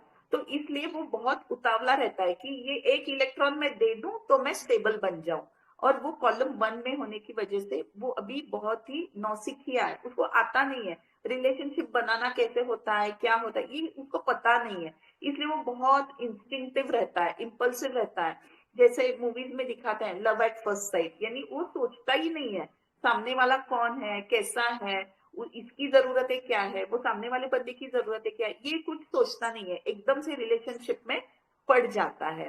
तो ये बहुत ही उतावला होने की वजह से, जजमेंट न होने की वजह से जनरली वो रॉन्ग रिलेशंस में पड़ जाता है। ओके, तो ये रिलेशंस निभा नहीं पाता है क्योंकि वो टीन एज में है, उसको खुद को अपनी जरूरतों का कुछ अंदाजा नहीं है, ह्यूमन अंडरस्टैंडिंग क्या है, इमोशंस क्या है, ये उसको कुछ भी पता नहीं है, ये बहुत ही नया है अभी। तो उसको बिहेव कैसे करना है उस रिलेशन में, देने से पहले वो मांगने ही लगता है, एक्सपेक्ट ही करने लगता है। तो सामने वाला बंदा मिलने से पहले कैसे देगा ना कोई, तो रिलेशनशिप में निभाने के लिए पहले देना पड़ता है तब कुछ मिलेगा। तो ये नेट्रम को समझता ही नहीं है, तो वो जितने इंस्टिंक्टिवली रिलेशन बनाने जाता है उतने ही इंस्टिंक्टिवली टूट भी जाता है कभी कभी। तो वो making and breaking of relations बहुत ही इंस्टिंक्टिवली और इम्पल्सिवली करता है। जैसे इस केस में भी देखा था कि वो मल्टीपल रिलेशंस बना रही है, पति के साथ उसने शादी की, फिर उसने मुश्किलें पैदा हो गई, तो ऑरम एलिमेंट की वजह से वो रेस्पॉन्सिबिलिटी निभा रही है, वो पेशेंस रख के उसने टाइम दिया अपने पति को, लेकिन फाइनली जब ये कंपैटिबिलिटी नहीं रहेगा, ये उसको समझ में आया, तब उसने डिवोर्स ले लिया है, समझे। तो ये कंपैटिबिलिटी इशू नेट्रम में रहता है। ओके, तो उसको यही नहीं समझता है कि सामने वाले की क्या जरूरतें हैं। कभी कभी ऐसे भी हो जाता है कि एक आध लड़की है, वो एक शादीशुदा आदमी के प्यार में पड़ गई है, तो वो बंदा तो इसको फ्रेंड की तरह देख रहा है, लेकिन ये उसको अपने पार्टनर की तरह देखने लगती है, उससे एक्सपेक्ट करने लगती है। वो बंदा क्यों रुकेगा, वो अपने बीवी के साथ चला जाएगा। तो ये ऑफेंड हो जाती है, ये हर्ट हो जाती है। तो जब हर्ट होती है नेट्रम, तब उसका रिएक्शन कैसे होता है, उसको कम्युनिकेशन का प्रॉब्लम होता है, वो कम्युनिकेट नहीं कर पाती, तो वो इंट्रोवर्ट हो जाती है, वो बंद हो जाती है, वो क्लोज्ड पर्सन हो जाती है, रिजर्व्ड होती है, वो बिल्कुल शेयर नहीं करना चाहती है। ओके, तो इसके क्यों शेयर नहीं करना चाहती है, क्योंकि फिर से मैं ओपन हो जाऊंगी, फिर से किसी के साथ रिलेशनशिप बना बैठूंगी और फिर से मैं हर्ट हो जाऊंगी। तो फियर ऑफ हर्ट बीइंग में भी है, तो उसकी वजह से वो एकदम ऐसे इम्पल्सिवली आउटरेजियसली रिएक्ट करेगी, वो किसी से बात नहीं करेगी, बंद कमरे में बैठने लगेगी, रोएगी तो भी अकेले में जाके रोने लगती है। तो इसकी वजह से वो अपने आईपीआर को बहुत ही इमैच्योर दिखती है, अरे छोटी छोटी बातों पे क्यों रोना है, अकेले में रोती है, बोलती भी नहीं है क्यों रो रही है, तो एकदम इमैच्योर इनसिंसियर दिखने लगती है ये, तो इसको कोई सीरियसली नहीं लेता है। ओके, तो ये सब होने की वजह से कभी कभी उसका और एक रिएक्शन भी है कि जब वो रिलेशन में पड़ती है तो उसको डर रहता है कि सामने वाला मुझे छोड़ न दे, इसलिए वो अपना जी जान न्योछावर करके, जी जान लगा के रिलेशनशिप निभाने की कोशिश करती है। वो सामने वाला जैसे बोलता है उससे ज्यादा ये निभाने की कोशिश करता है, इतना निभाते हैं ना कि सामने वाले को भी सफोकेशन होने लगेगा, इतना निभाते हैं वो रिलेशन को, बर्डन हो जाते हैं सामने वाले पे। तो इससे भी रिलेशन संभाला नहीं जा सकता, इससे भी रिलेशन स्ट्रेच होने लगता है। उसको यही नहीं समझता कि कहाँ पे रुकना है किस रिलेशन में। ओके, तो ये और एक रिएक्शन होता है। जैसे वो रोमांटिक लव में किसी के साथ प्यार वाले रिलेशन में पड़ जाएगी, समझो बॉयफ्रेंड गर्लफ्रेंड वाला है, तो इसको जो चाहिए, इसके मन में जो चल रहा है वो बोलेगी नहीं और एक्सपेक्ट करेगी सामने वाला इसको समझे, सामने वाला इसके मन को पढ़े। ये तो हो नहीं सकता है ना, क्योंकि एक तो इसको कम्युनिकेशन भी नहीं आता है, तो सामने वाले को कैसे समझेंगे नए रिलेशन में कि इसको क्या चाहिए और क्या नहीं पसंद है। तो उसको ऐसे लगता है बताने से क्या फायदा है, समझ के करना चाहिए, ऐसे इसको फील होता है। तो वहां पे भी जब सामने वाला खरा नहीं उतरता है तो वापस से ये ऑफेंड हो जाती है, वापस से ये हर्ट हो जाती है। तो ये करते करते इसकी टेंडेंसी ऐसी होती है ना कि वो परसिवर ही नहीं कर पाती उस रिलेशन में, उसको एकदम इंस्टिंक्टिवली तोड़ने पे उतर जाती है, वो रिलेशन एंड अप करने पे उतर जाती है, तब वो डिसअपॉइंट होती है, उसकी पूरी दुनिया कोलैप्स हो जाती है, वो एकदम ऐसे लगता है जैसे किसी ने उसकी पीठ में छुरा भोंक दिया हो, किसी ने उसका गला घोंट दिया हो, ऐसे उसको लगता है। ये ब्रीच ऑफ ट्रस्ट हो जाता है, बिट्रे हो जाता है। तो इसमें वो पूरे दुनिया से विड्रॉ होने लगती है, रिलेशनशिप में पड़ने से डरने लगती है, वो अकेले रहने लगती है, हैप्पी रिलेशन का आइडिया ही वो भूल जाती है, उसको ऐसे लगता है रिलेशनशिप, ये रिश्ते मेरे लिए बने ही नहीं है, या फिर मैं इसके लायक नहीं हूँ, ऐसे इसको लगने लगता है। तो अपने में और दुनिया में एक डिवीजन है, एक वॉल है, ऐसे उसको लगने लगता है। तो इसकी वजह से वो कंप्लीटली अलग हो जाती है, फोरसेक हो जाती है, अकेली पड़ जाती है। ओके, तो कभी कभी उसको ऐसे लगता है कि ये प्यार वगैरह, ये रिश्ते वगैरह मेरे लिए बने ही नहीं है। तो ऐसे करते करते वो वापस से जो अकेले की जर्नी थी उसकी, तो वहीं पे आके खड़ी हो जाती है। तो ऐसे ये नेट्रम होता है। ओके, तो फिर बाद में वापिस से उसको अकेले रहने का डर लगता है, वापिस नए रिलेशन बनाने की कोशिश करने लगती है, लेकिन डर डर के करने की कोशिश करते रहती है। तो नेक्स्ट हम लोग देखते हैं क्लोरम का। क्लोरम यानी क्लोरीन, हेलोजन ग्रुप है वो। तो हेलोजन, ये क्लोरीन भी रो 3 यानी रिलेशनशिप सीरीज में ही है, लेकिन कॉलम 17 में है। देखिए, सोडियम और क्लोरीन दोनों एक ही रो में है, रिलेशनशिप, लव, केयर, नर्चर में ही है, लेकिन इसमें क्या है, ये 17th कॉलम है, यानी पीरियोडिक टेबल के लेफ्ट साइड का जो नेट्रम है वो ग्राफ को ऊपर ऊपर लेके जाता है, 10 उसका पीक होता है, और 10 के बाद जो कॉलम्स है वो डाउनफॉल शुरू हो जाता है। तो 18 कॉलम तक पूरा डाउनफॉल हो जाता है। तो ये बिफोर कंप्लीट डाउनफॉल वाला कॉलम होता है, ये कॉलम 17। यानी यहाँ पे रिश्ता, इसमें नेट्रम में रिश्ता बन रहा था, बनने की कोशिश कर रहे थे, बना रहे थे, तोड़ रहे थे, बना रहे थे, तोड़ रहे थे, ट्रायल एंड एरर चल रहा था। 10 में पूरा रिश्ता बनाने में सक्सेसफुल हो जाता है बंदा, लेकिन धीरे धीरे धीरे 11 से 18 तक रिलेशन टूटने लगते हैं। तो ये 17 वाला कॉलम जो होता है ये क्लोरीन का होता है। ओके, इसमें रिश्ते टूटने के एज पे है, वर्ज पे है, अभी रिश्ता कभी भी टूटेगा, इस वर्ष पे ये बंदा होता है। तो क्लोरीन को हम लोग जनरली ना मदर के साथ भी कंपेयर करते हैं। तो क्यों करते हैं? क्लोरीन जो एलिमेंट है ये बहुत ही बायोलॉजिकली इनर्ट एलिमेंट होता है, दो it is an halogen. Halogen जो होता है ना, ये बहुत ही चंचल तरीके के या फिर बहुत इजीली रिलेशनशिप्स बनाने की कैपेसिटी रखने वाले होते हैं, क्योंकि उनको सिर्फ एक इलेक्ट्रॉन चाहिए, वो एक इलेक्ट्रॉन मिल गया तो वो स्टेबल हो जाएंगे, ऐसे उनका कॉन्फ़िगरेशन होता है। इसीलिए वो लोगों के साथ रिश्ते बनाने की कोशिश करते रहते हैं, लेकिन उन रिश्ते, वो ऐसे रिश्ते हैं जो टूटने के वर्ज पे है, वो ऐसे रिश्ते निभा रहे हैं जो रिश्ते टूटने के वर्ज पे है, इसलिए उनमें बिटरनेस भी रहता है।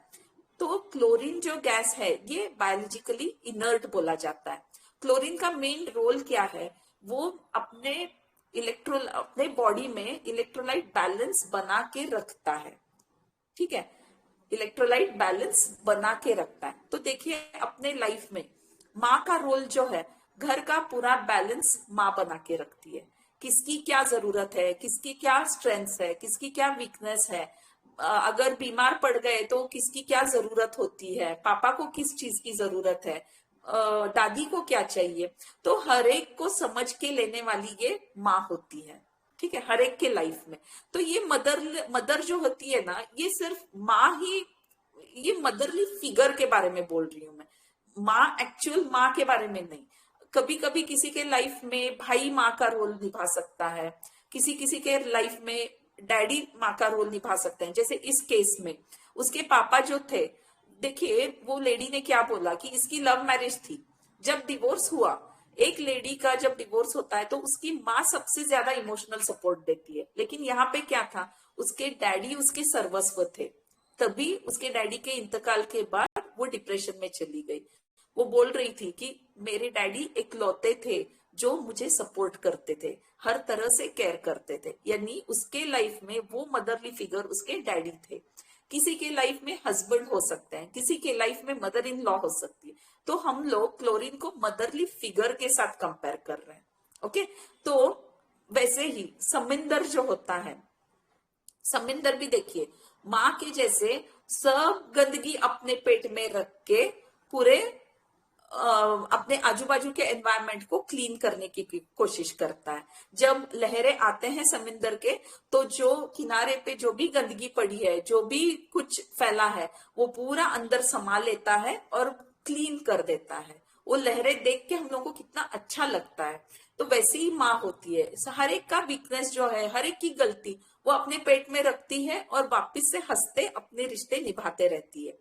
तो ये क्लोरीन जो है ये एक बच्चे की तरह है।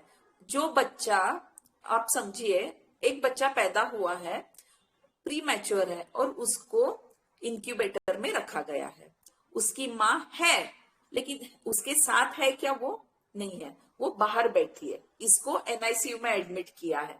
नर्स आती है, हर 10-15 मिनट में उसको फीडिंग करेगी, टैबलेट्स यानी ट्रीटमेंट देगी, केयर करेगी, उसका सुसु पॉटी निकालती है, सब कुछ करती है, लेकिन वो प्यार नहीं रहता है, वो अफेक्शन नहीं रहता है। नर्स अपनी ड्यूटी निभाते रहती है। तो ये बच्चे को वो प्यार और अफेक्शन चाहिए जो नहीं मिल रहा है। वो रिश्ता, वो जो रिश्ता बना हुआ था ना 9 महीने के लिए, अगर बच्चा जिंदा बचेगा तो ही वो रिश्ता निभा पाएगा ना, वो रिश्ता रह पाएगा। अगर बच्चा नहीं रहा तो वो रिश्ता नहीं बचेगा। या फिर कोई एक माँ समझिए, वो अविवाहित लेडी है, अपने एक बच्चा पैदा हुआ, उसको वो किसी सोसाइटी के रूल्स की वजह से, डर की वजह से वो बच्चे को अपने साथ नहीं रख पाती है। वो बच्चे को उस एक बास्केट में रखती है और रेलवे स्टेशन पे रखने के लिए जाती है। आप सोचिए वो बच्चे को क्या लगेगा। माँ तो है उसकी माँ, लेकिन ना के बराबर है। कहाँ पे है उसकी माँ? नहीं है उसके साथ, वो छोड़ के जाने वाली है उसको। तो ये सिचुएशन क्लोरीन का होता है। रिश्ता टूटने के वर्ष पे है, वो छोड़ना नहीं चाहता है, उसको थाम के रखना है। क्यों थाम के रखना है? क्योंकि उसको सरवाइव करना है। मैं माँ को छोड़ दूंगा, ये रिश्ता छोड़ दूंगा, तो मैं सरवाइव नहीं कर पाऊंगा। और एक एग्जाम्पल देती हूँ। एक अभी 22-23 साल के लड़के लड़कियां जो होते हैं, वो ग्रोन अप है, वो उनके विचार भी अच्छे बन गए हैं, ओके, इंडिपेंडेंटली वो सोच रहे हैं, लेकिन अभी वो इंडिपेंडेंट हो नहीं पा रहे हैं। ओके, अभी पूरी तरह से इंडिपेंडेंट हो नहीं पा रहे। तो वो मम्मी के साथ उनका रिश्ता कैसे रहता है? मम्मी तो अपना हमेशा की तरह केयर और नर्चर करते रहती है, लेकिन ये बंदे को मम्मी का इंटरफियरेंस फील होने लगता है। वो कभी कभी माँ को बोलते हैं, माँ तेरा रोल खत्म हो गया है, कंडेम करते हैं उस माँ को, लेकिन वो माँ को छोड़ भी नहीं सकते। फिर दूसरी मिनट पे भूख लगी तो माँ खाना दे बोलेंगे। तो सर्वाइवल के लिए रिलेशन पकड़ के रखना है, लेकिन छोड़ना भी है। इस वर्ष पे जो रहता है ना, वो कश्मकश, वो क्लोरीन रहता है। तो इसमें इनको क्या लगता है कि रिलेशन को मैं लेट गो करूं कि पकड़ के रखूं, ये समझता नहीं है। वो टूटने का डर लग रहा है उनको, तो इमोशनली अबैंडन होने का डर रहता है, कहीं मुझे पूरी तरह से छोड़ न दे। तो ये क्या करते हैं कि ये ब्रेक होना नहीं है ना, इसलिए वो जो इंडिपेंडेंट होने का जो ये मोमेंट होता है, उसको पोस्टपोन करते रहते हैं। तो ये बॉन्ड जो है उसको वो तोड़ना नहीं चाहते हैं, लेकिन तोड़ना भी चाहते हैं। तो उसमें ये अटके हुए रहते हैं। तो बहुत बार ऐसे हो जाता है कि ये रिश्ता टूट भी जाता है। ओके, ये रिश्ता टूट भी जाता है। तो उस वक्त उनको क्या लगता है कि मैं अकेला पड़ गया हूं, मुझे फोरसेक किया गया है। तो उस वक्त वो शोर मचाने लगता है, खुद की तरफ अटेंशन खींचने की कोशिश करता है ताकि मुझे देखो, सेल्फ पिटी करने लगता है। ओके, सेल्फ पिटी करता है कि मुझे देखो। वीपिंग पीटीएस, सॉरी, एक पीटीएस का रूब्रिक है इसमें। तो सेल्फ पिटी करके लोगों का अटेंशन अट्रैक्ट करके जो टूट रहा है ना रिश्ता, उसको वापस प्रस्तापित करने की कोशिश करता है कि मेरी तरफ आ जाओ, मुझे पकड़ो, मुझे थामो, मुझे वापस से हेल्प करो। तो इस सब में इनका बिहेवियर कैसे रहेगा? तो ये जो आजू बाजू में लोग हैं जिनको प्यार की जरूरत है, जिनको नर्चर की जरूरत है, हेल्प की जरूरत है, उनको वो हेल्प करने जाएगा ताकि कुछ रिलेशन बना रहे, कुछ रिलेशन कंटिन्यू हो, ताकि मैं अकेला न पड़ जाऊं। ओके, तो ये नीडी लोगों को हेल्प करने के लिए जाते हैं। ठीक है, फिर बाद में ये बहुत डिमांडिंग भी रहता है, रिश्ते में ये बहुत डिमांड करते हैं। जैसे रात को उठ के बच्चा रोने लगा है, उसको भूख लगी और रोने लगा है, तो जब तक उसको दूध नहीं मिलता है, खाना नहीं मिलता है, तब तक वो रोता रहेगा। इतना डिमांडिंग भी रहता है कि वो सामने वाले को तंग करके रखेगा। तो ये क्यों इतना डिमांड कर रहा है? क्योंकि उसको ऐसे लगता है कि अगर मैं डिमांडिंग नहीं रहूंगा तो मेरी तरफ कौन ध्यान देगा, अटेंशन कौन देगा, इसलिए वो डिमांडिंग भी रहता है। तो जब ये रिश्ता रुकने वाला तो है नहीं, टाइम के साथ तो सबको बड़ा बनना पड़ेगा, इंडिपेंडेंट बनना पड़ेगा, पिछले रिश्ते छोड़ने पड़ेंगे, आगे रिश्ते बनाने पड़ेंगे। तब ये जब रिश्ता टूटने के नौबत पे आता है, या फिर मम्मी छोड़ के चली जाती है, जैसे डिवोर्स में होता है, death of loved ones, mother of earth, तो ऐसे सिचुएशंस में वो एकदम से इंट्रोवर्ट हो जाता है, वो बिटर फीलिंग में जाता है। तो इंट्रोवर्ट होने की वजह से वो बात तो नहीं कर पाता है, वो कम्युनिकेट नहीं कर पाता है, लेकिन उसके एक्शंस ऐसे होते हैं कि लोगों को पता चल जाता है कि ये डिस्टर्ब हुआ है, ये डिप्रेशन में जा रहा है, ये लोगों को समझ में आता है उसके बिहेवियर से, उसके गेस्चर्स से, तो ये डिपिक्ट करने लगता है। फिर बाद में उसका बिहेवियर भी अकेला छूट जाएगा ऐसे लगने की वजह से वो और ज्यादा केयरिंग होने लगता है। मैं दूसरों का केयर करूंगा तो लोग मेरे लिए केयर करेंगे ना, इसीलिए वो आईपीआर के हेल्थ इश्यूज के बारे में, या फिर आईपीआर का डेथ हो जाएगा तो कैसे होगा, इसके लिए वो डरते रहता है। खुद का डेथ और डिजीज और आईपीआर के डेथ और डिजीज के बारे में इसमें एंजाइटीज आने लगते हैं, फियर आने लगते हैं। ये क्यों है? क्योंकि उसको डर है कि मैं अगर इनको कुछ हो गया तो मैं अकेला रह जाऊंगा, फिर मैं अकेला कैसे रहूंगा, मैं अपना लाइफ कैरी ऑन कैसे करूंगा, ये उसको होता नहीं है। ये आइडिया से ही वो हिल जाता है, तो उसकी वजह से वो अपने फैमिली को छोड़ता नहीं है, वो बिल्कुल बाहर नहीं जाता है, वो घर में ही रहने की कोशिश करने लगता है। तो लेकिन टाइम के साथ उसको इंडिपेंडेंट होना ही पड़ेगा, तो वो बिटरनेस उसके मन में आने लगता है, वो ब्रूड करने लगता है। ये जो मम्मी उसकी निकल गई है, तो उसके वजह से वो लाइफ में कैसे सिचुएशंस में उसके साथ थी, और आगे वो उसके साथ रहती तो क्या क्या सिचुएशंस वो मिलके फाइट करते या फिर अच्छे दिन देखते, इसके बारे में वो सोचने लगता है। तो उसके मन में लव और हेट्रेड दोनों का विचार पनपने लगता है, दोनों भी चालू रहते हैं उसके मन में। तो अपने फैमिली के साथ वो कॉन्टेक्ट्स बना के रखने की कोशिश करते रहता है, लेकिन वो सक्सेसफुल नहीं हो पाता है। तो ऐसे इसका बिहेवियर रहता है। तो धीरे धीरे उस बिटरनेस की वजह से वो बहुत ही एंटी सोशल होने लगता है, जैसे सामने वाले के इमोशंस की उसको कदर ही नहीं रहती है।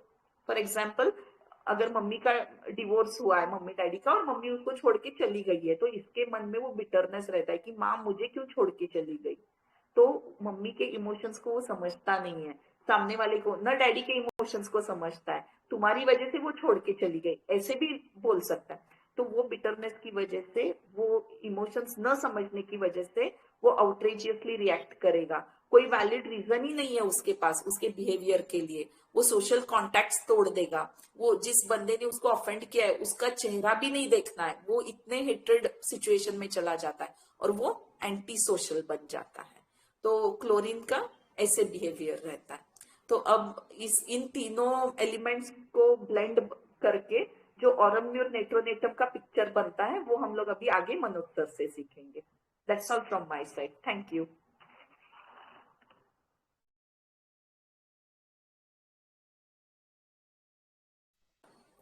सर आप कंटिन्यू करेंगे अभी?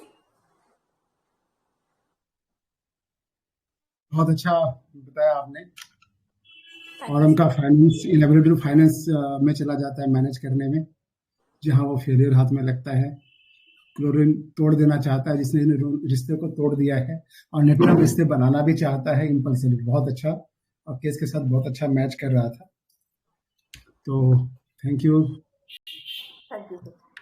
कैसा लगा सबको डॉक्टर स्मिता मैम का पीरियोडिक टेबल से रिलेशन, जो उन्होंने रिलेट किया और हमको? बहुत बढ़िया sir, very nice sir, very nice ma'am, thank you ma'am, very nice. बहुत ही बढ़िया सर, बहुत ही शानदार और जानदार, बहुत ही अच्छा। अब इसकी जर्नी हम लोग लेते हैं, जितना कोशिश की है मैंने छोटे में समेटने की इसकी जर्नी को।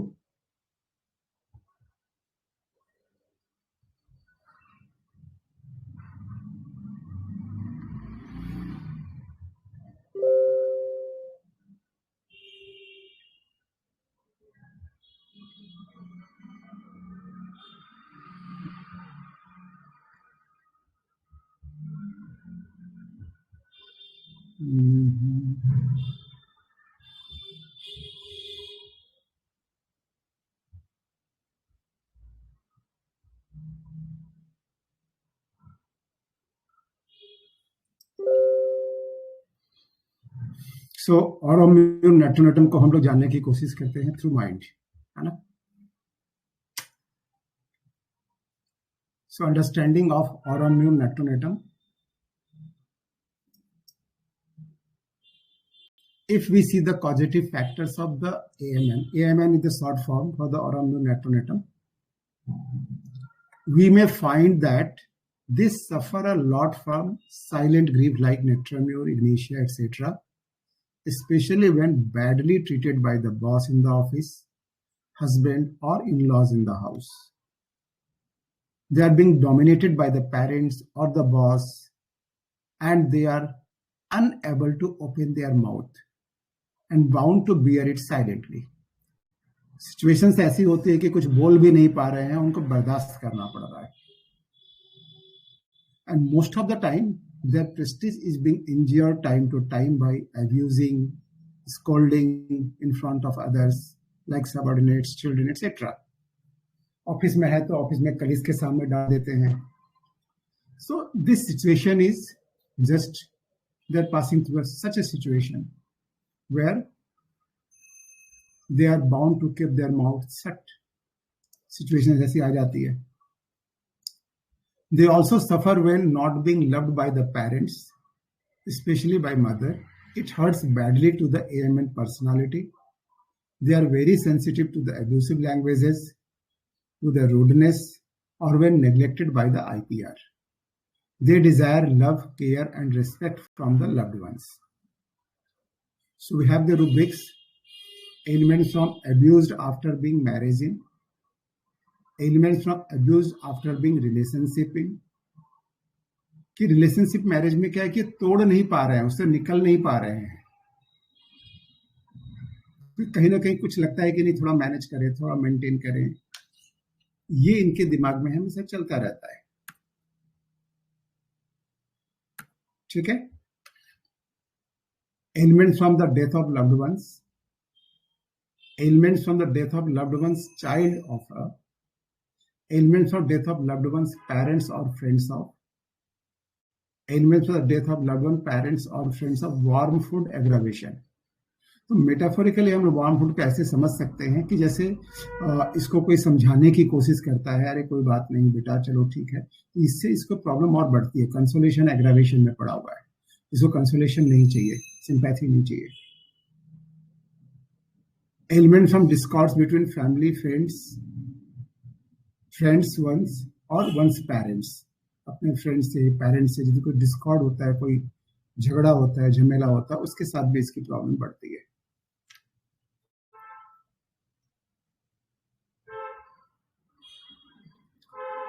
Ailments from domination for the long time, ailments from indignation, ailments from mortification, ailments from scorned being and honor wounded. किसी ने उसके ऑनर को वुंड कर दिया, किसी के सामने कुछ बोल दिया, ह्यूमिलिएट कर दिया ना। Ailments from stress, and elements on neglected being. किसी के द्वारा भी हो सकता है, especially by one's mother.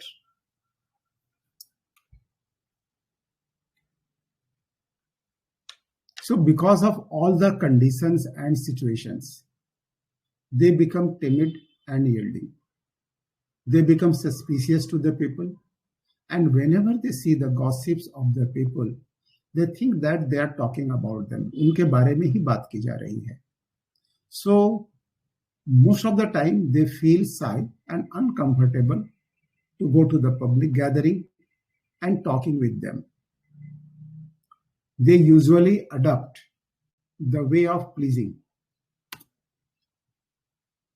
The IPR let them feel that they have a lot of concern for them, and they took responsibility with the core of their heart, and they do all these things just to get a recognition in the family, in the society, or in the office. They know well that प्यार बांटोगे तो प्यार मिलेगा. ये उनकी theory होती है. So we have the rubric: precocity of the children, timidity public about to appear in, yielding disposition, suspicious talking about her people are, pleasing desire to please others because they are very strongly attached to the others, recognition desire for, responsibility taking too seriously. वो अपनी पहचान भी बनाना चाहता है, सारी response को अच्छे से लेता है. And all these they do because they are really attached strongly with the friends, parents, or relatives. And they try to show a lot of love and affection to them. And that's why most of the time we get the feel of phosphorus. But the problem is that because of their reserved nature, shy nature, they cannot show the love and affection, their inner feelings for them, so much openly as phosphorus does. तो phosphorus की तरह खुल के बात भी नहीं कर सकते हैं. जिस तरह phosphorus अपनी चीजों को अच्छे से दिखाता है, बहुत ज्यादा vivacious, they are just introvert. Or sometimes the IPR himself is insensitive. ये दिखाना भी चाह रहे हैं, लेकिन IPR को बहुत insensitive ही नहीं है, उसको फर्क ही नहीं पड़ता. चाहे कितना भी प्यार दिखा लो, उसको समझ में नहीं आता कि उसे भी कुछ appreciation करना चाहिए, प्यार करना चाहिए, and fails to recognize the real love nature of them, or in some case they do not want to recognize, चाहते ही नहीं कि recognize किया जाए. मन में आता है, दिख रहा है, लेकिन नहीं, सर चढ़ जाएंगे. होता है ना, दो प्यार के बाद बोल देंगे तो ये सर पे चढ़ जाएगी. फैमिली में नॉर्मली ऐसी बातें बहुत ज्यादा होती हैं. And so AMN faces neglection, domination, etc. But still they do not show their inner bitter feeling to the outside world. अभी भी नहीं दिखाना चाहते हैं, चलो थोड़ा और बर्दाश्त करते हैं. So we have the rubric reserved. Affection cannot demonstrate and masking emotions. But as the time passes, if the same behavior of the IPR continued, in spite of doing everything for the loved ones, for the boss, they are not getting the reciprocation. They feel neglected and deserted by the family, friends, boss, and mother. All the members of the family are sitting together and gossiping without paying any attention to her. They feel that they are heartless people, and so the AMN also considered them as they do not exist for them. है ना, घर में मान लो बहू आई है और सभी मिलके बात कर रहे हैं, चाय पी रहे हैं, कुछ भी कर रहे हैं, गॉसिप कर रहे हैं, और बहू का अकेली छोड़ दिया है, उस पर ध्यान ही नहीं दे रहे. ये चाहती भी है कुछ, हाँ लगेगा क्या कुछ, हाँ ठीक है दे जाओ, और उसको पास बैठने के लिए बोल भी नहीं रहे. तो धीरे धीरे यदि ये काफी दिनों तक चलता रहेगा तो क्या होगा, इसके मन में भी थोड़ा सा दूरियां तो आएंगी ना.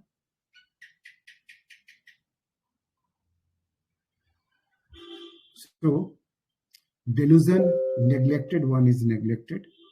Delusion, dead person sees loved ones. Delusion, insulted he or she is. Delusion, outcast, she were an outcast. Delusion, deserted, forsaken, and forsaken feeling. And she feels that she himself has done some mistakes or so, and so she is responsible for such behavior from the IPR. तो Aurum का जो element है ना, वो अपने को ही कोसने की कोशिश करता है, अपने में ही गलतियां ढूंढता है, दूसरों की नहीं। अभी जैसे स्मिता मैम ने बताया, तो अभी जब तक इसका औरम का भी पार्ट है, इस तरह से सोचने की कोशिश, शायद मेरे में ही कुछ कमी होगी, मेरे में ही कुछ गलती होगी कि मैं उनका ध्यान नहीं ले पा रहे हूँ, मैंने कुछ तो मैं गलत कर रहा हूँ। She is always doing something wrong, and that's why her all efforts to get the warmth and affection from the IPR goes into vain. She is the person not suited for such a family. वो लगता है कि मैं इस family के लायक बनी ही नहीं हूँ, यहाँ के हिसाब से मैं ढली ही नहीं हूँ, है ना। इस वर्क का जो माहौल होता है, इस ऑफिस में जो बाकी जो कल्चर है, बाकी जो कलीग्स है, उसके हिसाब से मैं सूट नहीं कर रही हूँ। So delusion succeed that one cannot does everything wrong. Delusion right does nothing, reproaching oneself. Delusion unfit world, he is unfit for the world. So still she is trying hard to mix with them. अभी भी कोशिश है कि चलो शायद उनका व्यवहार बदल जाए, है ना। But when the same attitude remain continued from the part of the IPR, even after constant effort to please them, they also adopt and develop an attitude to let it go. छोड़ दो, होगा तो होगा, नहीं होगा तो नहीं होगा, और माथा नहीं मारना बोलते हैं ना, कि छोड़ो यार, उनको तो अब बदलने वाले मोटी चमड़ी के लोग हैं, उनको समझ में नहीं आएगा। तो वो क्या करते हैं कि अब धीरे धीरे धीरे धीरे अलूफ होने लगते हैं, धीरे धीरे उनका इंटरेस्ट कम होने लगता है। जो उनके पापा जी चाय दें, सासू जी पाँव दबा दूं, ननद को पूछती है अच्छा और क्या चाहिए आपको, कुछ ला दूं आपके लिए, अब उसका इंटरेस्ट इतना ज्यादा खत्म होता है कि अनयूजुअल तो क्या, यूजुअल जो रिस्पॉन्सिबिलिटीज है उसमें भी इनका इंटरेस्ट खत्म होने लगता है। They loses her interest in taking care of the household and domestic affairs even. So we have the rubric indifference everything to, indifference stoical to what happens. कोई फर्क नहीं पड़ता, कुछ भी हो जाए। Answering, aversion to answer. So now AMN also stops the reciprocation, stops the answering. Answering का मतलब क्या है कि आप जो कुछ बोल रहे हो तो आपको भी एक प्रत्युत्तर देना है, आपको रिस्पॉन्स देना है, उसने भी रिस्पॉन्स देना अब करने का मन नहीं करता उसको। Company aversion to certain persons aversion to certain, and housekeeping aversion to, and gradually even this feeling goes up to the level of hatred. और धीरे धीरे धीरे धीरे यही कंडीशन चलती रही तो और खराब होती है परिस्थिति, रिलेशनशिप और खराब होते हैं, गहराइयां और बढ़ती हैं, and it may go up to the level of hatred, even up to the killing. She kills her emotion that were flowing inside her as IPR is now dead for him. तो जो emotions flow कर रहे थे उसके दिल में, heart में, मन में, कि नहीं ये हमारे ननद है, हमारे ससुर है, इनको अच्छे से देखभाल करना है, थोड़ा तकलीफ होती थी तो दौड़ के जाती थी, क्या है कुछ कर, अब सारे इमोशंस मरने लगे हैं, है ना। Hatred, persons offended him who, hatred, revengeful, and kill desire to loved ones, kill desire to strangle to. तो अपने इमोशन को उसने गला घोट दिया है। Kill desire to animals. Now who are the animals? Animals are those person not behaving well, rather humiliating her time to time and abusing him. इस तरह से कोई करता है क्या? जानवर को भी प्यार दो तो वो भी प्यार देती है, ये तो जानवर से भी बदतर है ना। Delusion dead person sees loved ones.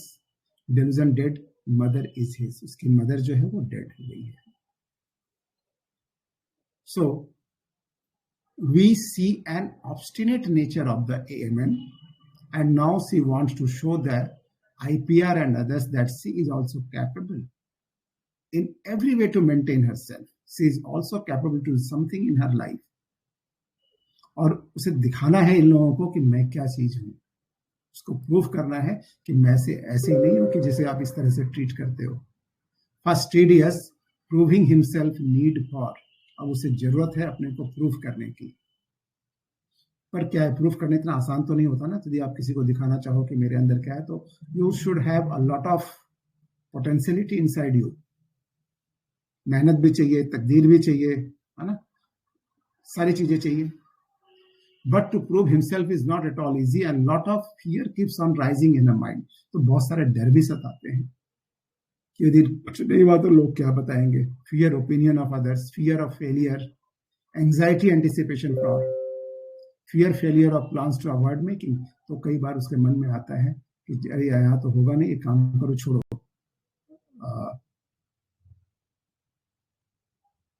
तो ऐसे जो है ना, ऐसे कुछ ये बनाओ, प्लान बनाओ कि ये जिम्मेदारी आके ना पड़े। एस्केप डिजायर टू, भागना चाहती है तब जो जिम्मेदारी है उसके पास से। And delusion fail, everything will fail, and fear of rejection, कि कोई से रिजेक्ट ना कर दे। काम करने गया, मान लो कहीं ऑफिस, कहीं रिजेक्शन का डर रहता है कि कहीं उसने ना बोल दिया तो। So this fierce bring down his confidence and so she takes careful steps to move ahead. तो बहुत सावधानी से आगे बढ़ने के लिए रास्ता चुनती है अच्छे से, ताकि कोई गलती ना हो। Cares full of cautious confidence, want of self confidence.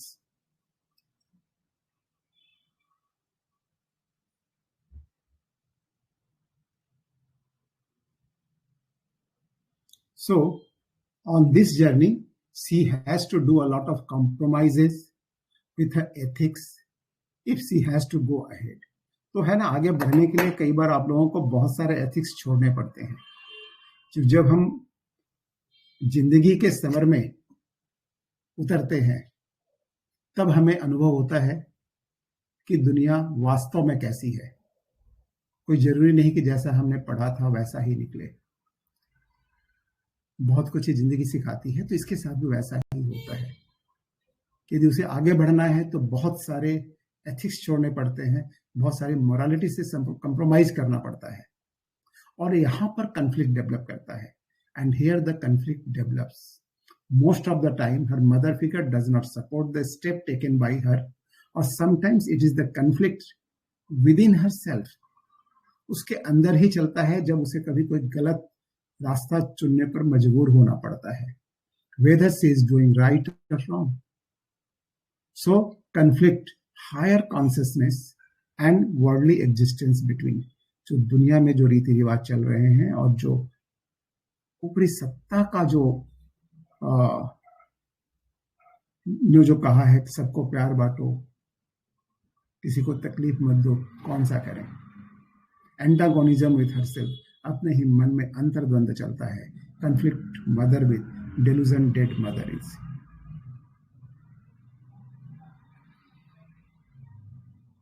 And this was also seen in this case where the mother was against the divorce but the father supported her. यहाँ पर मदर नहीं चाहती थी कि भाई ये क्या, भाई शादी 7 जन्मों का बंधन है, ऐसे थोड़ी कि किया और तोड़ दिया, इसको साथ निभाओ करो। But she was not ready, जो कि नेट्रम पार्ट के बाद अब क्लोरम जो पार्ट है ना, इसका म्यूरिटिकम पार्ट जो है अब ज्यादा प्रोमिनेंट हो रहा है, क्योंकि उसने बहुत समय दिया। अब नहीं, अब इसे तोड़ डालना है, इसे खत्म करना है ना। लेकिन मदर तो सपोर्ट नहीं कर रही है, तो कॉन्फ्लिक्ट तैयार हो रहा है। तो element of conflict discords aggravate relatives and friends between. And these conflicts often give rise to an anger issue in her, sometimes noticed in a silent and suppressed form. दबा रहता है conflicts, बाहर नहीं outburst होता, but sometimes we can see a violent outburst of these suppressed emotions. Element from anger, silent grief with, anger parents towards, anger family towards, anger trembling with, anger, temper tantrums and embittered. बहुत ज्यादा करवाहट बढ़ जाती है, अब बहुत हो गया, इतने दिनों से सहते थे, करवाहट का अंबार लग जाता है। And this outburst of the inner frustration often ends in weeping, anger, vexation after. So autoimmune netronatum does not like quarreling. Maintaining the dignity is the prime focus due to the natrum element. But we also see a condition where she blames himself for the unsuccessful story of her life, or characteristics of the aurum. But we also get the rubric pities herself like calcarea, pulsatilla and mure. म्यूरिटिन का भी थोड़ा असर इसमें दिखाई पड़ता है, सो पिटीज herself में चली जाती है. And they want to make one-to-one relationship, and after ending one relationship, enter into the another. Both are impulsively. But maybe due to her haughty nature or egotism, they fail to maintain their relationship, and with most of the members of the house, office, etc. अपने colleague के साथ भी कहीं भी उसका relation सही तौर पे नहीं बन पाता, बनता है और टूट जाता है. It is herself pessimist, quarreling, aversion to, dignified, and failure in multiple relationships. So this was from my side. Just I have tried to understand the AMN in this way, and there's a lot to go. बहुत सारे कुछ इसमें बाकी हैं. तो बिथोल्कस ने एक बहुत अच्छी बात लिखी थी, डॉक्टर जॉर्ज बिथोल्कस ने. उनको हम लोग थोड़ा सा देखते हैं. In my experience, these people are sensitive, refined, and subject to many fears, so that you will often confuse them with phosphorus. There is especially an inner fear that something bad will happen at any moment, giving you a feeling that you are fragile, बहुत कमजोर हो, बहुत जल्दी टूट जाने वाले हो, आप बर्दाश्त नहीं कर सकते. Need protection. They look unprotected and helpless. They will go into the panicky state. होता है ना. लेकिन जैसे होता है अब पता नहीं क्या होगा, अब तो सब गड़बड़ हो गया, डिसीजन गलत हो गया, यहाँ तो सारा उल्टा पड़ गया. Elements from the reverse of Fortune, बहुत अच्छा रुब्रिक बताया था उन्होंने. तो ये जो चीजें अब चल रही हैं, so they will go into the panicky state. But क्या होता है, inwardly they are quite strong. भीतर से वो मजबूत है, and not yielding. झुकना नहीं है, कोशिश करना है आगे बढ़ने की, और जब नहीं होता तो तोड़ देना है. लेकिन बहुत ज्यादा सहना भी नहीं है, एक लिमिट तक सब सह रहे हैं, मेंटेन करने की कोशिश कर रहे हैं. तो ये कौन कर सकता है? जो अंदर से स्ट्रांग हो. कमजोर तो कर ही नहीं सकता. तो ये कंप्रोमाइज जल्दी से नहीं करते, है ना. So, but you will find them very sympathetic to them, but they will not be as real as phosphorus can be. This patient do not have neither the openness nor the emotional warmth of the phosphorus. इसके अंदर उतनी emotional warmth नहीं होती, ना openness होती है. Phosphorus बहुत ज्यादा मैग्नेटाइज्ड डिजायर में भी है, तुरंत अट्रैक्टिव भी हो जाता है, अट्रैक्ट भी करता है, इमोशनली भी जुड़ता है. और दूसरा साइड भी है, हिपोक्रेसी भी होती है. ठीक है, तो यहां पर ये थोड़ा सा डिफर करता है. So they are refined, sensitive, perceptive, even magnetic, but reserved and intimate on the first contact. With the oversensitive nature, you will often perceive an element of sadness in the background.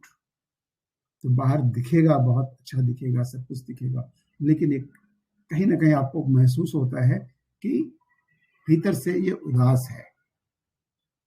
बाहर से जो दिख रहा है वो सारी बातें एक जैसी नहीं है. और उनके साथ ऐसा ही होता है ना. और उनको कहते हैं कि जिस दिन वो सुसाइड करने वाला होता है, बहुत मुस्कुरा के लोगों के साथ मिलता है, और नेक्स्ट मोमेंट आपको खबर आती है दूसरे दिन सुबह उठते ही कि अगले ने सुसाइड कर लिया. आपको भरोसा नहीं होता, विश्वास नहीं होता. So there are lot to describe.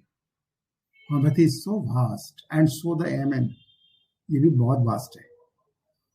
So I have tried to present the gist of the AMN and hope everyone like it. And so thanks to everyone. आज हिंदू नववर्ष भी चालू हो रहा है, तो मुझे लगता है कि आज के दिन हमने एक अच्छी शुरुआत की है, एक अच्छी लर्निंग हुई है साल के शुरू में, और यह आप लोगों के बिना पूरी नहीं हो पाती। सो थैंक यू एवरीवन कि आप लोग आज हमारे साथ हैं, जिसके कारण से हमने बहुत कुछ सीखा है। So over to you doctor Praveen sir.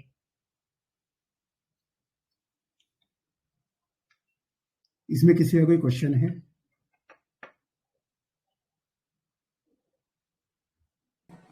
Sir नमस्ते।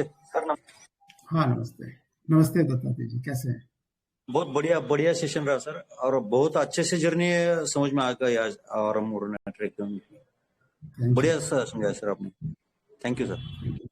मतलब हर समय आपसे कुछ ना कुछ तो भी अलग सीखने को मिलता है, और उससे भी बहुत सा अलग आज सीखने को मिला। मतलब बहुत डिटेल में स्टडी आज हो गए और training. Thank you sir.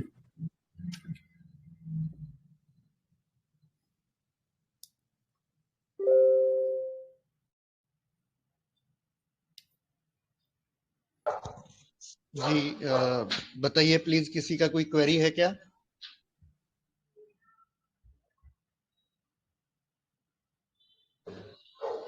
Thank you Dattatreya sir.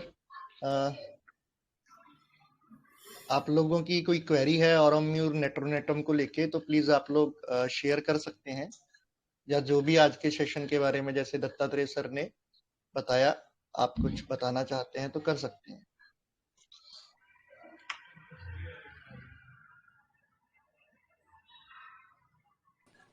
Sir बहुत अच्छा सेशन था। स्मिता मैम ने बहुत अच्छा सा डिस्क्राइब किया। जी जी जी बिल्कुल मैम। स्मिता मैम ने बहुत बढ़िया उसको कनेक्ट किया पीरियोडिक टेबल के साथ में, और हर एक मेडिसिन के सेट इसमें आ रहे थे।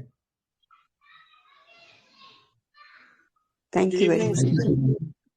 गुड इवनिंग सर, जबरदस्त सेशन, मजा आ गया।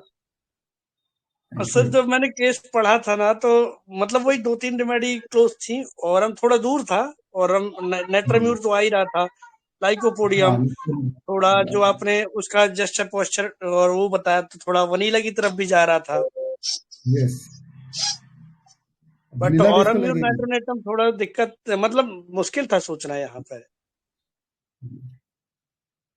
बट आप हैं तो सोच ही पाएंगे और नया कुछ दे पाएंगे हम लोगों को। बहुत अच्छा सेशन था सर, मजा आ गया। और स्मिता मैम ने भी उसको कनेक्ट किया पीरियोडिक टेबल से, वो भी जबरदस्त था। Thank you sir. Thank you sir. Thank you ma'am. Thank you sir. Good evening sir. Thank you Alok sir. Sir आज हमने नई मेडिसिन सीखी, ऑरोम्यूर नेट्रोनेटम के बारे में तो ज्यादा पता ही नहीं था। केस में नेट्राम्यूर तक तो पहुंच ही गए थे, नेट्राम्यूर ही समझ में आ रहा था। थैंक यू स्मिता मैम, बहुत अच्छे से आपने बताया। Thank you. Thank you ma'am. Thank you Manoj sir, thank you Smita ma'am, बहुत अच्छा सेशन था। थैंक यू सर, 3 मेडिसिन एक साथ सीखी आज। Thank you ma'am. Smita ma'am हम लोगों को भी पीरियोडिक टेबल पढ़ा दीजिए आप। धीरे धीरे करेंगे मैम। जी मैम।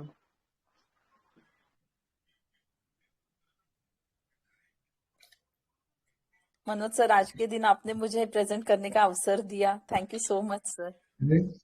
हमारा सौभाग्य कि हमने सीखा। पीरियोडिक टेबल में बहुत मुझे नहीं आता उतना अच्छा, अब थोड़ा थोड़ा मुझे भी समझ में आने लगा है आप लोगों से सुनते सुनते। तो वाइंड अप करें प्रवीण दा।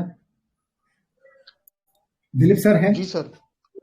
दिलीप सर आप कुछ ऑरोम्यूर नेट्रोनेटम के बारे में बताइए। उनको बहुत अच्छा आइडिया भी है और उनका भी कनेक्शन बहुत अच्छा है ऑरोम्यूर का पीरियोडिक टेबल के साथ में। यदि वो थोड़ा सा रोशनी डाले तो अच्छा लगेगा। सर दिलीप सर नहीं दिख रहे हैं सर। अभी नहीं है सर। अच्छा रविंद्र आप बताइए आपका अपना अंडरस्टैंडिंग। Hello hello. हाँ बोलिए ma'am. Good evening sir. Sir मैं एक केस बोलूं आरमवर नेट्रमोर की। जैसे आपने बताया ना कि वो प्रूव करने की कोशिश करती है खुद को, वो डोमिनेशन सब कुछ अच्छे से रह के बचपन से जो डोमिनेशन रहता है वो करके वो प्रूव करने की कोशिश करते। एक 25 इयर्स की लड़की थी जिसके फादर बहुत ज्यादा डोमिनेट करते थे बचपन से, और मीन्स मम्मी को इस लड़की को बहुत ज्यादा डोमिनेशन था, एब्यूज था। मीन्स रिलेशनशिप बिल्कुल अच्छी नहीं थी बचपन से, चाइल्डहुड से। फिर ये लड़की इतना इंटेलिजेंट थी ना, वो बी करती है, बहुत अच्छे से कंपनी में इसको जॉब लगती है। तो ये पहले ही डिसाइड कर लेती है कि जैसे मैं सब कुछ अपना अच्छा कर लूंगी। पहले तो बहुत पापा के साथ अच्छा रिलेशन रहता है, पापा को कुछ उल्टा वगैरह बोलती नहीं है, कुछ नहीं है, सब सहती है आराम से, सब डोमिनेशन ले लेती है। फिर लास्टली क्या करती है, पर वो मन में अपना डिसाइड कर लेती है कि मेरा ग्रेजुएशन खत्म हो जाएगा तो मैं अच्छा सा जॉब लूंगी। तो उसको अच्छा एक जॉब मिलता है, तो वो क्या करती है, अपने मम्मी को वहां से निकालती है और अलग जाके रहने लगते हैं, पापा को अलग छोड़ देते हैं। और ये अपने साथ ही मम्मी को लेके चली जाती है दूसरी जगह रहने के लिए।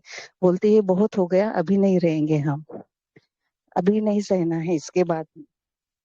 तो फिर सब कुछ अच्छा चल रहा होता है, तो क्या होता है ना, इसके मम्मी को सीए लंग डिटेक्ट होता है। इसके पास में इसकी मम्मी 2 साल तक रहती है। 2 साल तक रहने के बाद में मम्मी को सीए लंग डिटेक्ट होता है, तो ये लड़की पूरा ट्रीटमेंट का मम्मी का सब कुछ खर्चा करती है। 3rd स्टेज का सीए लंग डिटेक्ट होता है, तो क्योंकि इसको फाइनेंशियल सपोर्ट तो किसी की तरफ से नहीं रहता है, पापा की तरफ से भी नहीं रहता है, कुछ नहीं। तो ये बहुत ज्यादा फिर उसको लोन निकालना पड़ता है, सब कुछ ये करके बाद में 5-6 महीने की ट्रीटमेंट अपनी मम्मी की कंप्लीट करती है।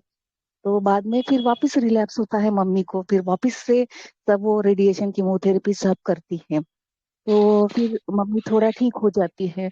फिर डॉक्टर बोलते हैं कि वापस से रिकरेंस के प्रॉब्लम चांसेस है उसके मम्मी को, मेटास्टेसिस फॉर्म हो रहा है। तो ऐसे ट्रीटमेंट चलती है उसकी मम्मी की 1-1.5 साल तक। 1.5 साल के बाद में वापस से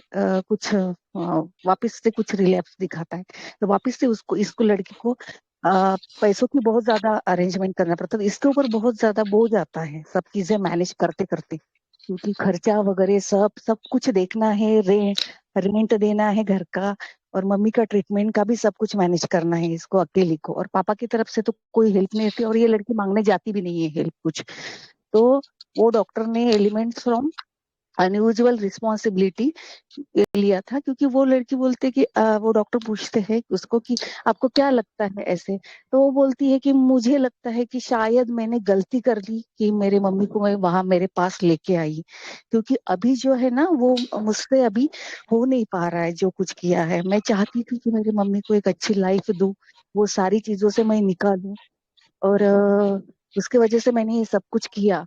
पर अभी ये कैंसर नहीं होता था तो बात अलग थी, पर ये सब इतना सब कुछ ये हो गया कि अभी मुझसे चीजें संभालना बहुत मुश्किल हो रही है।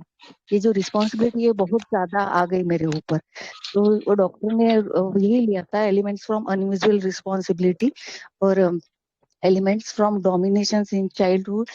अच्छा, और एक इसमें एक था कि इसके पापा ना, ये लड़की बहुत इंटेलिजेंट थी बचपन से, बहुत पढ़ने में बहुत अच्छी थी, बहुत अच्छे मार्क्स आते थे, पर इसके पापा इसको बहुत मारते थे बचपन से, क्योंकि उनको ना लड़का चाहिए था, लड़की नहीं चाहिए थी, और ये एकलौती लड़की थी। तो इसके पापा हमेशा इसको कभी भी ये अप्रिशिएट नहीं करते कि किसी चीज के लिए। पर इसको, ये लड़की को एक ही गुस्सा था कि वो बोले ठीक है, मेरे पापा तो वो वैसे थे, पर मेरी मम्मी कुछ नहीं करती थी, मेरी मम्मी कुछ भी नहीं बोलती थी मेरे पापा को, ना वो मारते थे तो वो बीच में भी नहीं आती थी। तो उन्होंने वो रुब्रिक लिया था, delusion neglected from mother, elements from domination, elements from abuse childhood, और ये एलिमेंट्स फ्रॉम अनयूजुअल रिस्पॉन्सिबिलिटी, ये लेके ऑरमोर नेट्रम दिया। Thank you sir. बहुत बढ़िया।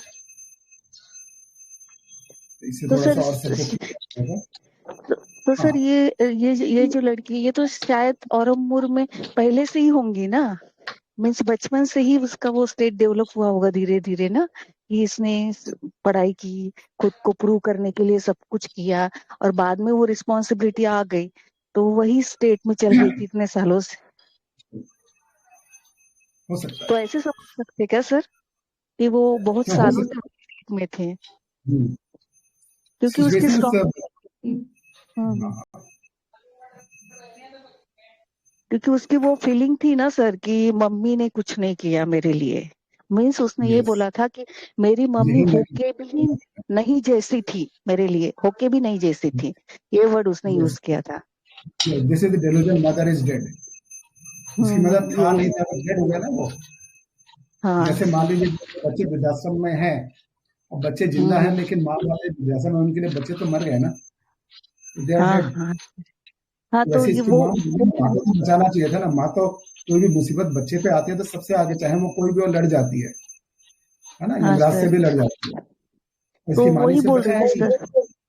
तो वही बोल रही थी सर कि वो लड़की, कि मुझे बचपन से ऐसे लगता था, बोले कि मेरे लिए मम्मी होके भी नहीं जैसी है, और जब वो 25 एज की आती तब उसको ऑरोमोर नाइट्रम प्रिस्क्राइब किया, मीन्स वो पहले से ही शायद वही इसमें वही state.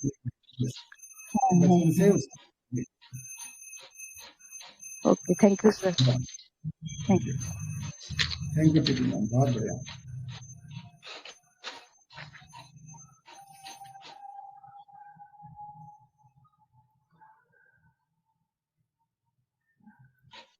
Ji, thank you so much Preeti ma'am. और मेरी आपसे रिक्वेस्ट है कि प्लीज आप आपके केसेस भी प्रेजेंट कीजिए हमारे ग्रुप में। आप में बहुत अच्छी पॉसिबिलिटीज है, संभावनाएं बहुत अच्छी हैं एक अच्छा मेंटर बनने की। तो मेरी तरफ से सर ये मेरी रिक्वेस्ट है केस आप। नहीं, सर ये मेरी जी, केस नहीं है उनका, सर, हाँ, ये मैंने कहीं सुनी है इसे। तो प्लीज उनका निर्देशन नाम मेंशन कर दीजिए। हाँ, उनका नाम मेंशन कर दीजिए जिनका ये केस है। एक डॉक्टर है लता पालम मैम, जो यहाँ पे ऑफलाइन HHF के सेशन होते हैं ना, वहाँ पे उन्होंने ये केस प्रेजेंट की थी। जी जी जी जी मैम जी। तो thank you Lata Palam ma'am को, उनका केस आपने शेयर किया उसके लिए। तो वाइंड अप करें सर अभी। हाँ, वाइंड अप करते हैं, काफी लंबा सेशन हो गया। जी सर, तो हमारी IHF फैमिली की ओर से deep gratitude to our respected mentor doctor Sumita Kurundwade ma'am. बहुत डिटेल में मैम ने पीरियोडिक टेबल के हिसाब से ऑरोम्यूर नेट्रोनेटम हम सभी को बताया है, और बहुत ही डीप अंडरस्टैंडिंग, बहुत प्रिसाइज वे में उन्होंने ऑरोम्यूर नेट्रोनेटम हम सभी को बताया है। और जैसा कि हमारे एक दो मेंबर्स ने बोला कि हमारे लिए एकदम ये न्यू रेमेडी थी, एकदम नई मेडिसिन थी। तो जो आप लोगों का एक क्वेरी रहता है या एक कंफ्यूजन रहता है या एक फ्रस्ट्रेशन रहता है कि फेलियर्स केसेस, जो हमारे फेलियर्स होते हैं उन केसेस में हम कैसे डील करें उनको, है ना। तो हमको लग रहा होता है कि ये तो कार्सिनोसिन है ये और नेटम्यूर है, लेकिन हमको रिजल्ट नहीं मिलता है, तो हम क्या करें। तो आज का सेशन उसका भी एक आंसर है, और आप लोगों को भी ये क्रॉस में उस तरह से खुद को क्रॉस चेक करना चाहिए और उस तरह से रेट्रो करना चाहिए, इंट्रोस्पेक्ट करना चाहिए। तो ये जो हमारे फेलियर इस तरह के केसेस हैं वो निकल सकते हैं अगर हमने इस तरह का स्टडी किया है और ऐसी रेमेडीज के बारे में पढ़ा है। तो हमको प्रयास करना चाहिए, जो मेडिसिन हमको आता नहीं है उसके बारे में पढ़ने की कोशिश करनी चाहिए। तो आजकल बहुत मटेरियल मिल जाता है, तो थोड़ा सा आपके कंफर्ट जोन से प्लीज बाहर निकलिए। और हमारी IHF फैमिली की ओर से हमारे आज के most senior and respected mentor doctor Manoj Jaiswal sir का भी बहुत बहुत आभार। डीप ग्रेटिट्यूड टू सर, इतना बड़ा मैराथन सेशन लेने के लिए, इतना समय देने के लिए। और सच में बहुत वंडरफुल आज का सेशन था, बहुत ही ब्यूटीफुल, बहुत ही बढ़िया लर्निंग हुआ है। ये जो बहुत लेसर नॉन रेमेडी है, जिसको एक तरह से हम कॉमन मेडिसिन बोल सकते हैं, और बहुत यूजफुल है। और जितने हमारे फीमेल मेंबर्स हैं, फीमेल केसेस में ये बहुत इंपॉर्टेंट मेडिसिन है फीमेल प्रोडक्टिव ऑर्गन्स में जो ढेर सारी पैथोलॉजी आती है, बड़े बड़े ट्यूमर्स आते हैं, सिस्ट आते हैं, उस तरह की बहुत इंपॉर्टेंट मेडिसिन है। प्लीज आप इसको और भी स्टडी कीजिए खुद से भी कि इसमें और आप क्या अपनी अंडरस्टैंडिंग इसको और फाइनर बना सकते हैं, अच्छा बना सकते हैं, तो आपके बहुत सारे केसेस निकलेंगे। तो थैंक यू सर एक सो मच। छोटा सा मैं लेट हो गया, छोटा सा 1-2 मिनट का ऐड करूं सर मैं? हाँ बिल्कुल सर। इसी पे तो सर एक केस था, वो भी बहुत बढ़िया केस। उसमें क्या एक मेल पेशेंट था 37 ईयर ओल्ड, उसको कुछ प्रॉब्लम था, एंगर इशू, हेयर फॉल और बहुत सारी चीजें थी। तो ये हेयर फॉल के लिए आया था पेशेंट। तो इसके साथ क्या था, जब डिटेल लिया गया तो इसकी लाइफ में एक ही इशू था कि इसको फैमिली में कोई बीमार पड़ जाए तो इसको बहुत ज्यादा चिंता होती है और सबकी केयर बहुत जबरदस्त तरीके से करता है। मतलब वो एक पार्ट था इसका कि केयरिंग, बस इसकी एलिमेंट यहीं से शुरू हुए। तो इसको पैनिक अटैक और बहुत सारी प्रॉब्लम्स इसको धीरे धीरे शुरू हुई, बहुत ग्रेजुअली रिजॉल्व होती गई, बट एलिमेंट यहीं से आया था उसका कि इसको केयरिंग पार्ट इसका बहुत स्ट्रांग था। तो मेडिसिन दी गई थी, उसको कॉक्यूलस दिया था पहले, वो फेल हो गई। अब इसका थोड़ा और हिस्ट्री लिया तो फिर क्योंकि इसकी लाइफ में और कुछ इशू ही नहीं है, बस यही है कि फैमिली की केयर, लव, अफेक्शन, बस इससे ज्यादा कुछ नहीं है। तो फिर मैंने पूछा कि अभी कितने भाई हो आप लोग? बोला 3-4 भाई हैं हम लोग। फिर उनके साथ कैसा है? उनके साथ भी जबरदस्त बॉन्डिंग है इसकी, और कहीं इधर उधर हो जाए तो इसको दुख भी होता है कि फैमिली में ऐसा नहीं होना चाहिए। फिर मैंने कहा थोड़ा और डिटेल में बताओ, तो उसने बोला कि जैसे थोड़ा इसको एलेबोरेट करो कि कैसा बॉन्डिंग है। तो बोला कि मैंने जैसे एक छोटा भाई है, हम 3 भाई हैं, तो छोटे भाई को मैंने 50,000 रुपए दिए। अब वो 50,000 रुपए तो वापस मिलेगा तो क्या, नहीं मिलता है तो क्या होगा? बोला कुछ नहीं, मैंने तो दे दिया, वो मेरा छोटा भाई नहीं, इसलिए मैंने दे दिया उसको। वो उससे लेने की मेरे को कोई एक्सपेक्टेशन नहीं है और कभी मैं चाहता भी नहीं हूँ, क्योंकि वो मैंने सोचा नहीं कि वो मेरा पैसा है, वो मेरा पैसा तो उसका पैसा है।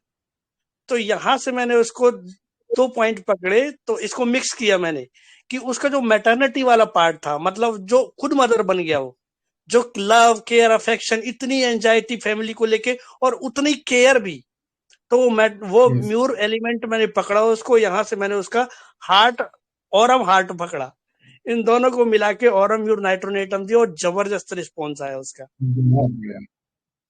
उसका एंगर टोटली गायब हो गया सर, और हेयर फॉल तो 95% खत्म। सपने में भी नहीं सोचा था कि इतना अच्छा हेयर फॉल जाएगा उसका। तो ये एक अंडरस्टैंडिंग थी मेरी। Thank you sir. बहुत बढ़िया अंडरस्टैंडिंग। दोनों रेमेडी को अलग अलग करके कंबाइन किया आपने, रियली वेरी नाइस डिस्कशन, बाय फील दिया आपने इसको। एंगर क्या था? उसकी कंप्लेंट थी एंगर पर। एंगर पर ध्यान नहीं देना है, अपन को ये समझना है कि वो पेशेंट कैसा है एज अ पर्सन। तो अभी यहाँ सर कॉक्यूलस फेल हुआ क्योंकि element from care and worries loved one, cocculus अकेला और वनीला के साथ, तो कॉक्यूलस यही से फेल हो गया क्योंकि कॉक्यूलस पूरा था नहीं यहाँ पर।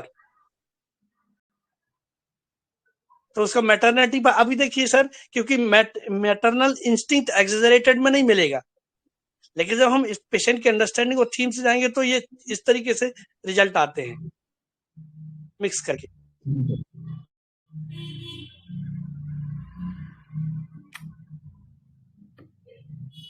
जी सर, थैंक यू माइंड के लिए सर, बहुत टाइम हो गया। जी जी जी जी जी, thank you sir, thank you so much. बहुत बढ़िया केस आपने शेयर किया।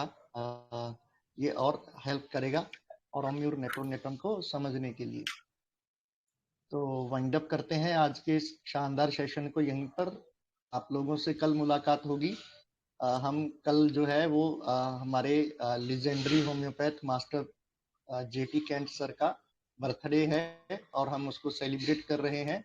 और कल हमारे doctor Mahesh respected doctor Mahesh Prajapati sir, doctor Dilip Jani sir, doctor MV Mahadik sorry doctor Manoj Jaiswal sir ये सेशंस लेने वाले हैं। कल भी बहुत बढ़िया लर्निंग होने वाली है। प्लीज आप सभी लोग ज्यादा से ज्यादा ज्वाइन कीजिए हमारे सेशंस को और अपने नियर एंड डियर वन से शेयर भी कीजिए इसके बारे में। Thank you so much. आप सभी से कल मुलाकात होगी। Thank you sir, thank you.